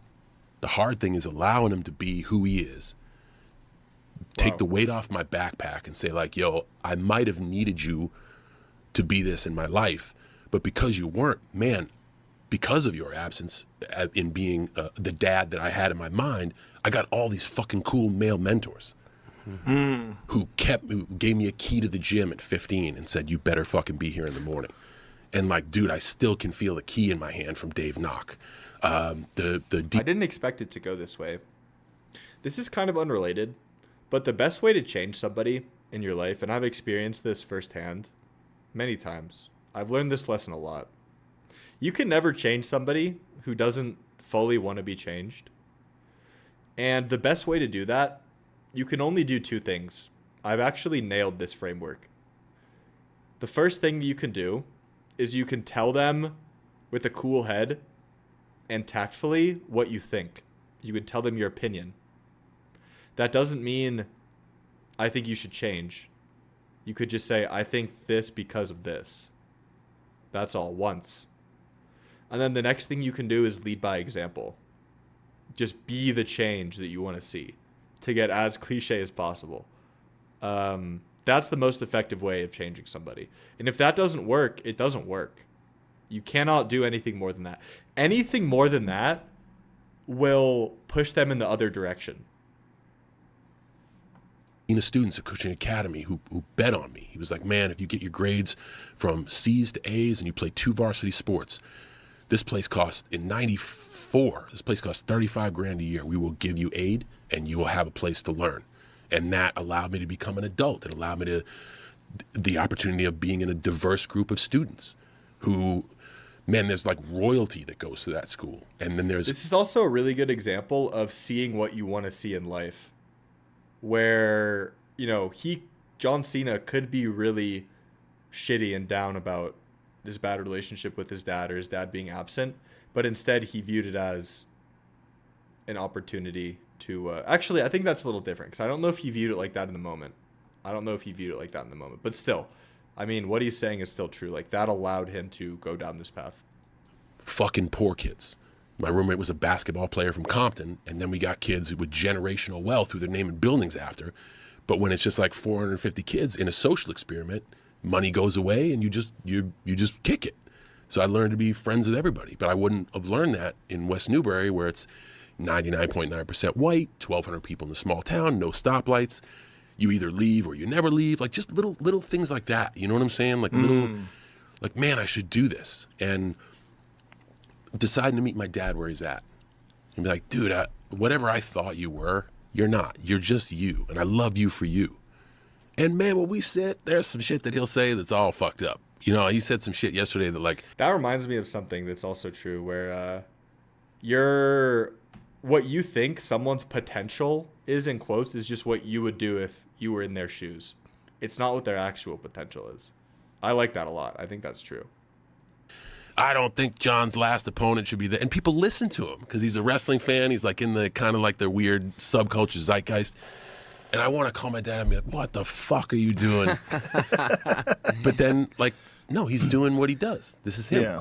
This is the this is the John Cena I love. This is the guy I can sit down with. And part of that is being able to process all that, but the opportunity I get from that.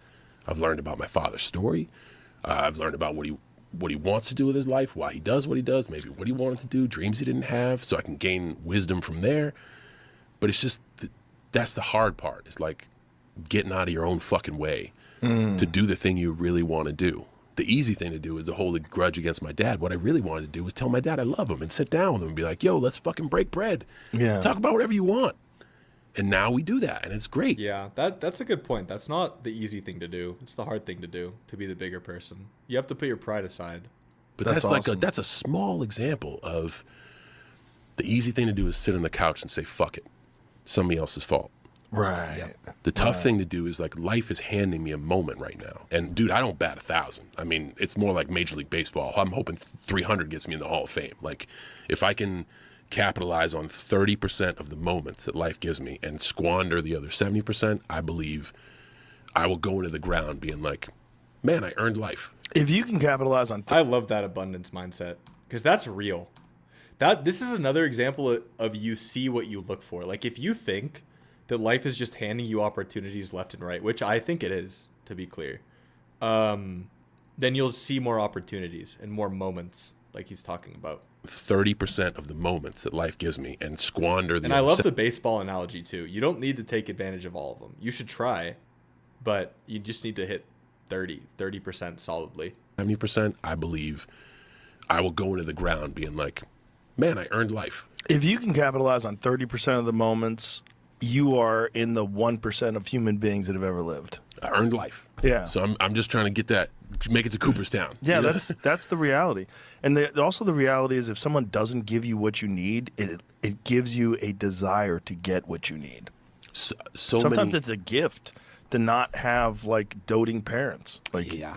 I'm like, oh my goodness. Like I said, Yeah. I would never have gotten the beautiful guidance I got in life. I always had father figures because I was searching for it, and they found me. And I was also savvy enough to be like, this guy needs to stick in my life for a little bit.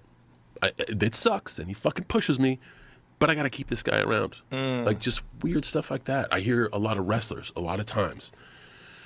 What do you want to do here? I want to be champion. Okay. The math of that's really slim. I never wanted to be a fucking champion. I just wanted to wrestle. And if you're good, it'll take you places where one day you can hold one of those. But if you start with the goal of, I want to hold one of those, man, am I pigeonholing my goal? What the fuck do you really want to do? I just wanted to wrestle. And if I got fired by WWE, I would have tried to go to Japan. I would have tried to go to Mexico. I would have tried to go to the UK. Fuck it. Because I just wanted to do it. But that also meant I would put my best foot forward, and I wasn't shackled to, I'll do another replay for a sub, by the way. I need to be But I champion think I'm done with the free ones. or I'm not validated. I'm not successful. Another Dota replay. You know what I'm saying? Yeah. Just give me a chance to go out there and get the noise, and whatever else falls into place, fuck it, cool. Because what I want to do is just go out there and be in the arena. It's funny because they talk about the That's so based. What I want to do is just go out there and be in the arena. Just give me a chance to go out there and get the noise, and whatever else falls into place, fuck it, cool. Because what I want to do is just go out there and be in the arena. It's funny because they talk about Yep, outcome independence. We were talking about that yesterday, I think. That's a good term. Outcome independence. Just enjoy the fight. And that, ironically, that mindset will get you to where you want to be faster. You know what it comes down to? It comes down to tension. Because when you're tense, I experienced this so viscerally in Dota. When I was tense going into a Dota game, I would always lose because I would play worse. But when I have a lighthearted sense of I'm just here to play my best Dota and have fun with it, then I'd win a lot.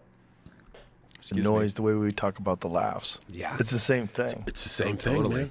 It's the same thing. Yeah. That was solid. So how does a young person That wasn't where I thought the video was going to go. What was the title of that? I You feel like allow it was it. misleading. Yeah, this is misleading. Getting out of your own way in life. And boy, would he win. Indeed. It takes decades to realize that wisdom doesn't stick until you go through certain things. This is misleading, guy. I think, right, guys? Like, getting out of your... I thought he was going to talk about accountability more.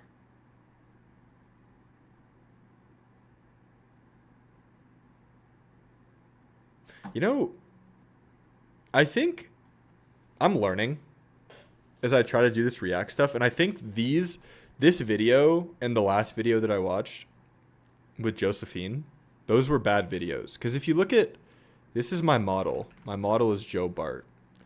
He picks such good videos. Henry said this yesterday. Video selection is so important in this game. He picks such good videos. Like, this one was really good. How Shohei Ohtani happened. It's like a little documentary about baseball, but it's so interesting. The dream matchup. It's easy to see why someone might call... I think the self-improvement stuff doesn't really work for React content. I don't know why.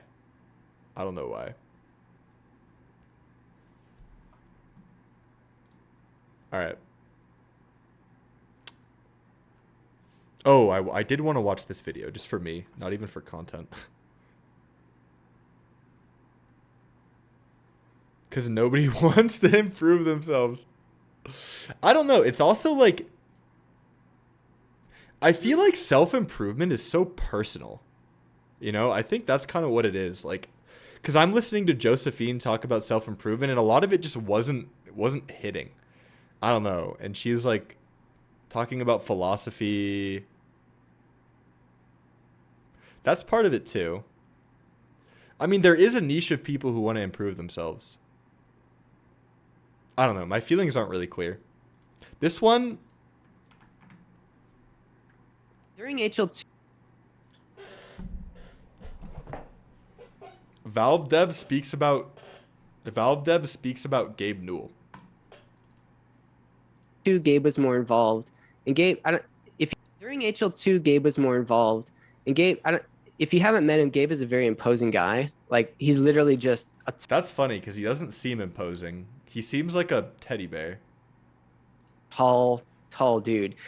And also his mannerisms can be very imposing. He's a tall dude. How tall is he? 5'7"? It doesn't say. It says he's 5'7". I think this is fake news. I think Gabe Newell is such an enigma that his height is not properly reported. Does this look 5'7"? This looks pretty 5'7" to me. Right? Okay, he looks taller in this one. I feel like this could be like a 6'4". His proportions maybe just don't look tall.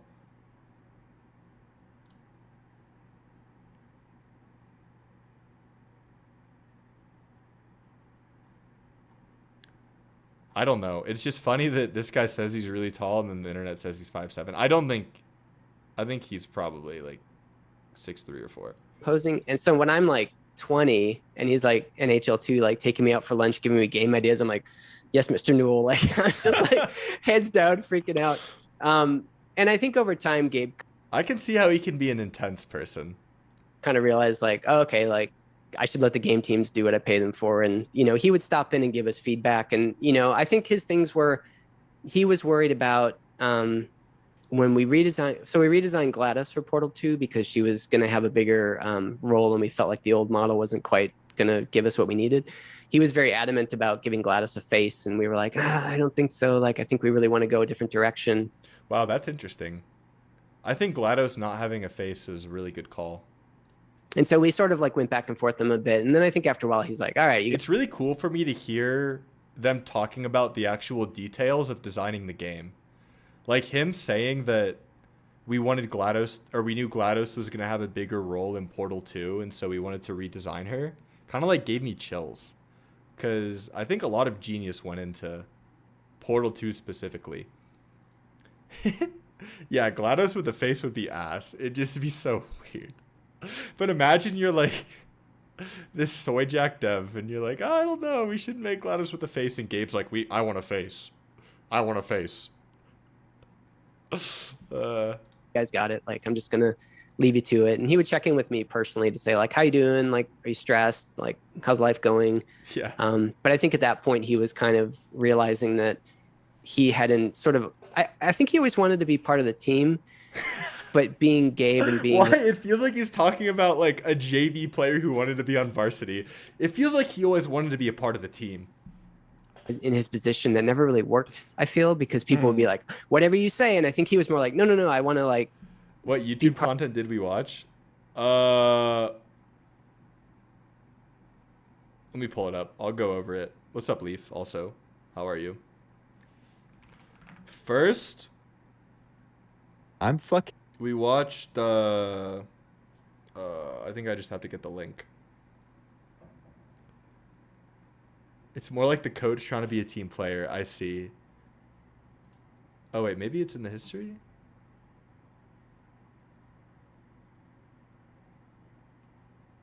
No. Okay, I have to just get the link. We watched the... There's this video that didn't feel good. This video did not feel that good. It was kind of boring. Brain rot in the fight to feel sharp again. This title really interested me, and I saw it when I was just on my computer last night, and I was like, oh, I want to watch this on stream. But it's just kind of like a lecture talking about... It was going into like philosophy. And I don't know, it was just kind of boring. And then after that, we watched John Cena on Joe Rogan for a little bit. That was interesting. But I'm kind of learning. I don't think self-improvement content... I don't think I like to react to self-improvement content necessarily. I don't know. I feel kind of an ick towards self-improvement content. I don't know why. I get the ick. Because self-improvement is something that I want to leave behind, right? I don't want to attach my identity, my creator identity, around something that I'm supposed to just leave in the past. Because the whole goal of self-improvement is to get to a point where you don't have to, where you feel like you don't have to improve anymore, you know? And I feel like a lot of self-improvement creates tension. Yeah, exactly. People make it an identity. I don't like Rogan. I think he's a good interviewer. I think he brings out the best in his guests. Independent of whatever he's done politically. But and then I was talking about how Joe Bart, this is who I'm trying to like copy. All right, the world's He picks really good videos to react to. Like this would be a really fun one to watch. next video. Like which country has the worst manners? Etiquette expert answers questions. This is perfect. And there's no self-improvement videos here. And Joe Bart, this guy is a self-improvement-y guy, which I think is interesting. If you see his clips, he's pretty similar to me. He talks about, he's like kind of spiritual, you know. He talks about philosophy a little bit. But he doesn't react to self-improvement content. And I think I know why. I don't know what it was. But sensual yoga. What is this thumbnail? I'm telling you, worm tier list. Yeah, you did tell me that before. That'd be good. Maybe we'll do worm tier list after this. I like this video. I'm enjoying this video a lot. Part of the team and come up with ideas, and that was really hard for people. So I think there was a period where he kind of stepped back and was like, all right, I guess I'm just not going to be able to interact with everyone that way, and I'll just work at a higher I like what Yaro said. The coach can't really be a team player. It's a different role. level, and that was all right. He's very, very much like you could lay out a budget for $5 million on something and be all detailed in his response. Stuff like oversimplified and casually explained also seem good. Yeah, you're right. I think those would be good. Or I'll say I should try it. I should try it. Am I gonna play a game? I was thinking about playing Hollow Knight. If you're asking me if I'm gonna play a Dota game, hell no. But I might play Hollow Knight or something. I'm not sure. Answer just be yes. Right, like there's no discussion about it. Lost this. That was all right. So this is another dev, okay. Very, very much like you could lay out a budget for $5 million on something and be all detailed, and his response would just be yes. Right, like there's no discussion about it. It's both good and bad. I got really used to it, and now as somebody who runs a company, he's decisive. I've been told that often I'm too cryptic, and I need to be more verbose so people can understand the contextualizing around it. But for me and Gabe, it was great. I loved that quick and short. And also, the man answers a gajillion emails a day, right? Did I go back to Dota hate? Stop. What do you mean by that? Oh, did the go back to Dota hate stop? Yeah, it actually did. Well, I had a D1 hater. I had an encounter with a Reddit mini boss yesterday. He left a like very performatively intellectual comment on my video essay that I put out about Dota. I ended up deleting the whole conversation, but it got really bad. Like some of my viewers were like arguing with him, and he said some really mean things. Or really like not even mean, but he thought he was a prophet. He thought he was some sort of god who knew what was best for me and like tried to psychoanalyze me and see through me, and it was just weird. Then he was big dogging me and saying he like had more success in the Dota space than me, which isn't even true because his channel is only a YouTube channel. There's no coaching behind it. He never had any sponsors. So even though he has like 2,000 more subs, he's like trying to big dog me over that, which is weird. But not all content is equal. Calm down about haters. Yeah, you're kind of right about that. That's what I learned. I mean, the only reason why this one like piqued my interest is because his comment had a lot of upvotes. But I wish I just deleted it earlier. Yeah, Dota players are weird, man. Yeah, this guy was weird. Like, I ended up fully blocking him from my YouTube channel because I just don't want to interact. Yeah. Like, that's just not a human being that I want to ever interface with. He's such a freak.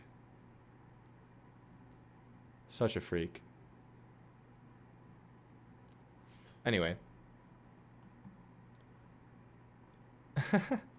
Imagine if you're prettier than him and he jealous. Yeah, who knows? You never know. That's the thing with these haters. And he actually answers all of them. And so to do that, the only way you can do that, I think, is being super cryptic. But about the comeback to Dota hate, I don't know, because I haven't been putting out shorts. So maybe when I start putting out shorts again, I'll get more. So, but yeah, no, he's super straightforward on that. Once I went to dinner with Gabe, and he was beating me up that I went to dinner with Gabe, and he was beating me up. That's a crazy start. If you look at zombie movies, he's like Night of the Living Dead's about racism, Day of the Dead's about, or Dawn of the Dead's about consumerism. Like these. Well, Gabe is a very high level thinker, it sounds like. Like they're at dinner and he's talking about what movies symbolize. You know, those, what's his face had purposely made those movies about things and kind of like to talk about them. And he's like, you know, what is your movie about? Or, you know, what is your game about? Yeah. What's your zombie story about? And I'm like, well, you know, it's about working together. It's the game itself. It's the reflection of the game. Oh, this is the writer and developer of Left 4 Dead 1 and 2. Wow. I missed that entirely. That's pretty cool. Of, you know, in the zombie apocalypse, what are you going to do? And then, you know, it would kind of get pushed more and more, because I remember he's just like, well, let's not do zombies. Zombies are just cheesy. Right? Gabe is not yelling at me, but he is confronting me in a restaurant. Gabe sounds like a passionate guy. I love how he phrases this. He goes, Gabe is not yelling at me, but he's confronting me in a restaurant. That there is no story, and how can we make a game with no story? And this is going to be like a disaster. And if I don't come up with the story, he's going to come up with the story. You may come up with the story. You don't want to know his story. Like he's just pushing. And then like a week later, he's doing an interview on some German TV thing, and he's repeating the words that I said. What? And it's just like, okay, he will accept that we disagree, because I've valid to him defended my position and the reason why we want to do this. Gabe's like involvement with the day-to-day production predates by some amount me even showing. You know, I showed up Chet and I showed up together like the week that Half-Life 2 shipped, so it would have been like November 2004, and Gabe was already not involved in the day-to-day production. So I mean, he's interested, and I'm friendly with. I'm not. I mean, everybody's a little bit scared of Gabe, but I'm not. Like, I'm happy to have a conversation. You know, I talk to him. I feel like I can send him email without it being weird, or you know, something like that. But I like talking to him. But no, he was not involved. I think Dota is an intellectual pursuit somewhat, but that comes with a lot of ego and pride over the thing you committed a lot of time to. Yeah. And I don't know if it's earned. What do you mean I don't know if it's earned?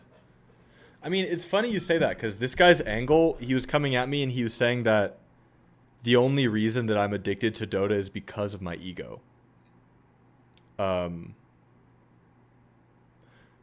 my thought was, ironically, he sounded like he had a bigger ego than me, because he like thinks he thinks he knows me, which I do have a big ego. Anyone can see that. But he like thinks he sees through me, and he thinks he knows what's best for me. So there's a lot of ego there too, and pride. Involved in the writing, and we didn't like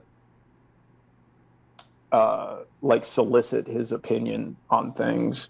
Right. You know, he's doing. I think you need to have purpose in life, and to grind, evolve at something, and beat others, but it don't give you anything. Yeah, that's how Dota feels. That's the problem with it that I feel. He's got a lot of doing stuff. Gabe things. Yeah, he's doing all his things, which don't involve sitting in with me and Jay and listening to us be idiots. So interesting. What an enigma. The job interview process at Valve.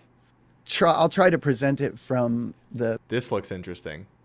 The job interview process at Valve.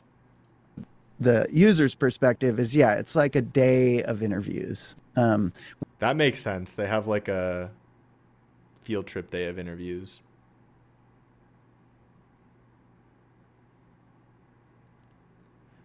Valve, I feel like working at Valve is kind of like the CIA. It's like working at the CIA of gaming, because they're such an enigma. They're such an insular world, and they're super successful. And the way they do things is so different than any other gaming company. And I mean, they pay their people a lot. Like, I remember hearing Gabe say that his philosophy is to just find the best people and pay them what they're worth. That's it, period. Find the people who are 20 times more productive than other people. With different people from different domains, right? Who interview you on different topics or sort of domains that one would hope that you would be able to communicate about and understand. And so, you know. Wow, it sounds like they do a holistic interview. Like they don't just, this is what I would do if I ever run a company, which I probably will in the future. Hopefully my channel becomes a company. Hopefully. Is like I want the people that I work with to be people who I respect on multiple levels than just like the actual work they do. In an ideal situation, you're there for 3 or 4 interviews and then you're just offered a job right away. You know, the standard one is like you're there all day long. It's 5 interviews of different sort of topics and different, it's usually 2 or 3 people who are talking to you about whatever the topic that your domain. Is this going to be a YouTube vid? I don't know. We'll see. I think if I look back and I think that I had good takes about this, then maybe. Sort of lends you, you know, it's hard. Like I did one on writing for games, for example, right? Right. Okay. And so, you know, because I'm a composer, you would hope that I could communicate about writing some story for game. And so we worked through this example test case where I was between this and the Gabe interview. How many people would be interested in the topic? I would just pick one. So I probably wouldn't do both. If I made this a YouTube video, I would title it something like Valve's job interview process is insane or something like that. Writing for this scenario. But this is pretty niche. And it was interesting. Compared to like, I have a video scheduled where I watched a video about 2016 and how nostalgic it was. That's more broad. Because I was writing as if it were a film, right? Like the story I came up with was solving all the problems of a film. And at the end, you know, it was usually, we don't do this, but at the end, one of the people who was interviewing me went, actually, like, this is how I would do it, right? Because it's actually, you know, here's how I would write it, because we're trying to get you to do these, you know, game mechanics and work your way through it. So it's sort of that. But yeah, so I don't know though. I'm feeling kind of low energy right now. I don't think this is going to go on YouTube. It's exhausting. The real goal is to just discern. It's weird. I know this is going to sound almost trite or something, but the goal is to not hire somebody that doesn't. What does trite mean? What does that word mean? Lacking originality or freshness. Oh, this is a good word. This is a good word as a substitute for cliche.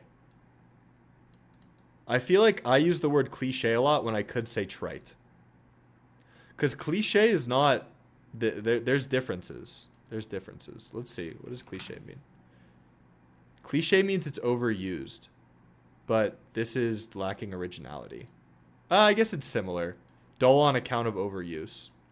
But I think trite implies dull. Cliche doesn't imply dull. New word learned, yes. Vocab level up. Is not going to be happy there.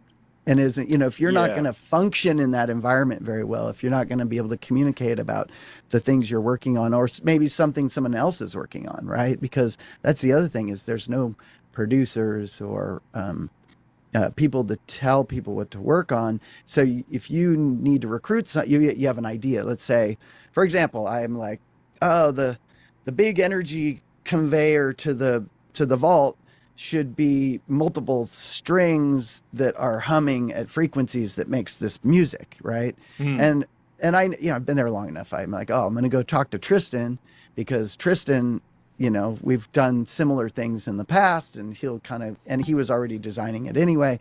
And so, you know, but he'll say like, oh, okay, well, That's great, but here's how I'm doing the, I'm animating the textures, I'm animating the UV coordinates for the textures, and the timer, I don't know what the timer is. Imagine getting interviewed by 4Games. All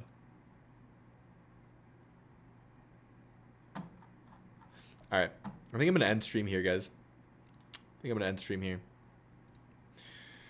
hit 1 out of 5 of our sub goal. Not a great day. Chat. But tomorrow is a new day.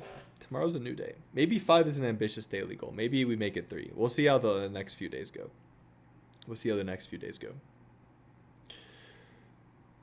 But, yeah, thanks for tuning in. I got a YouTube video coming out tonight, and it's actually related to Dota.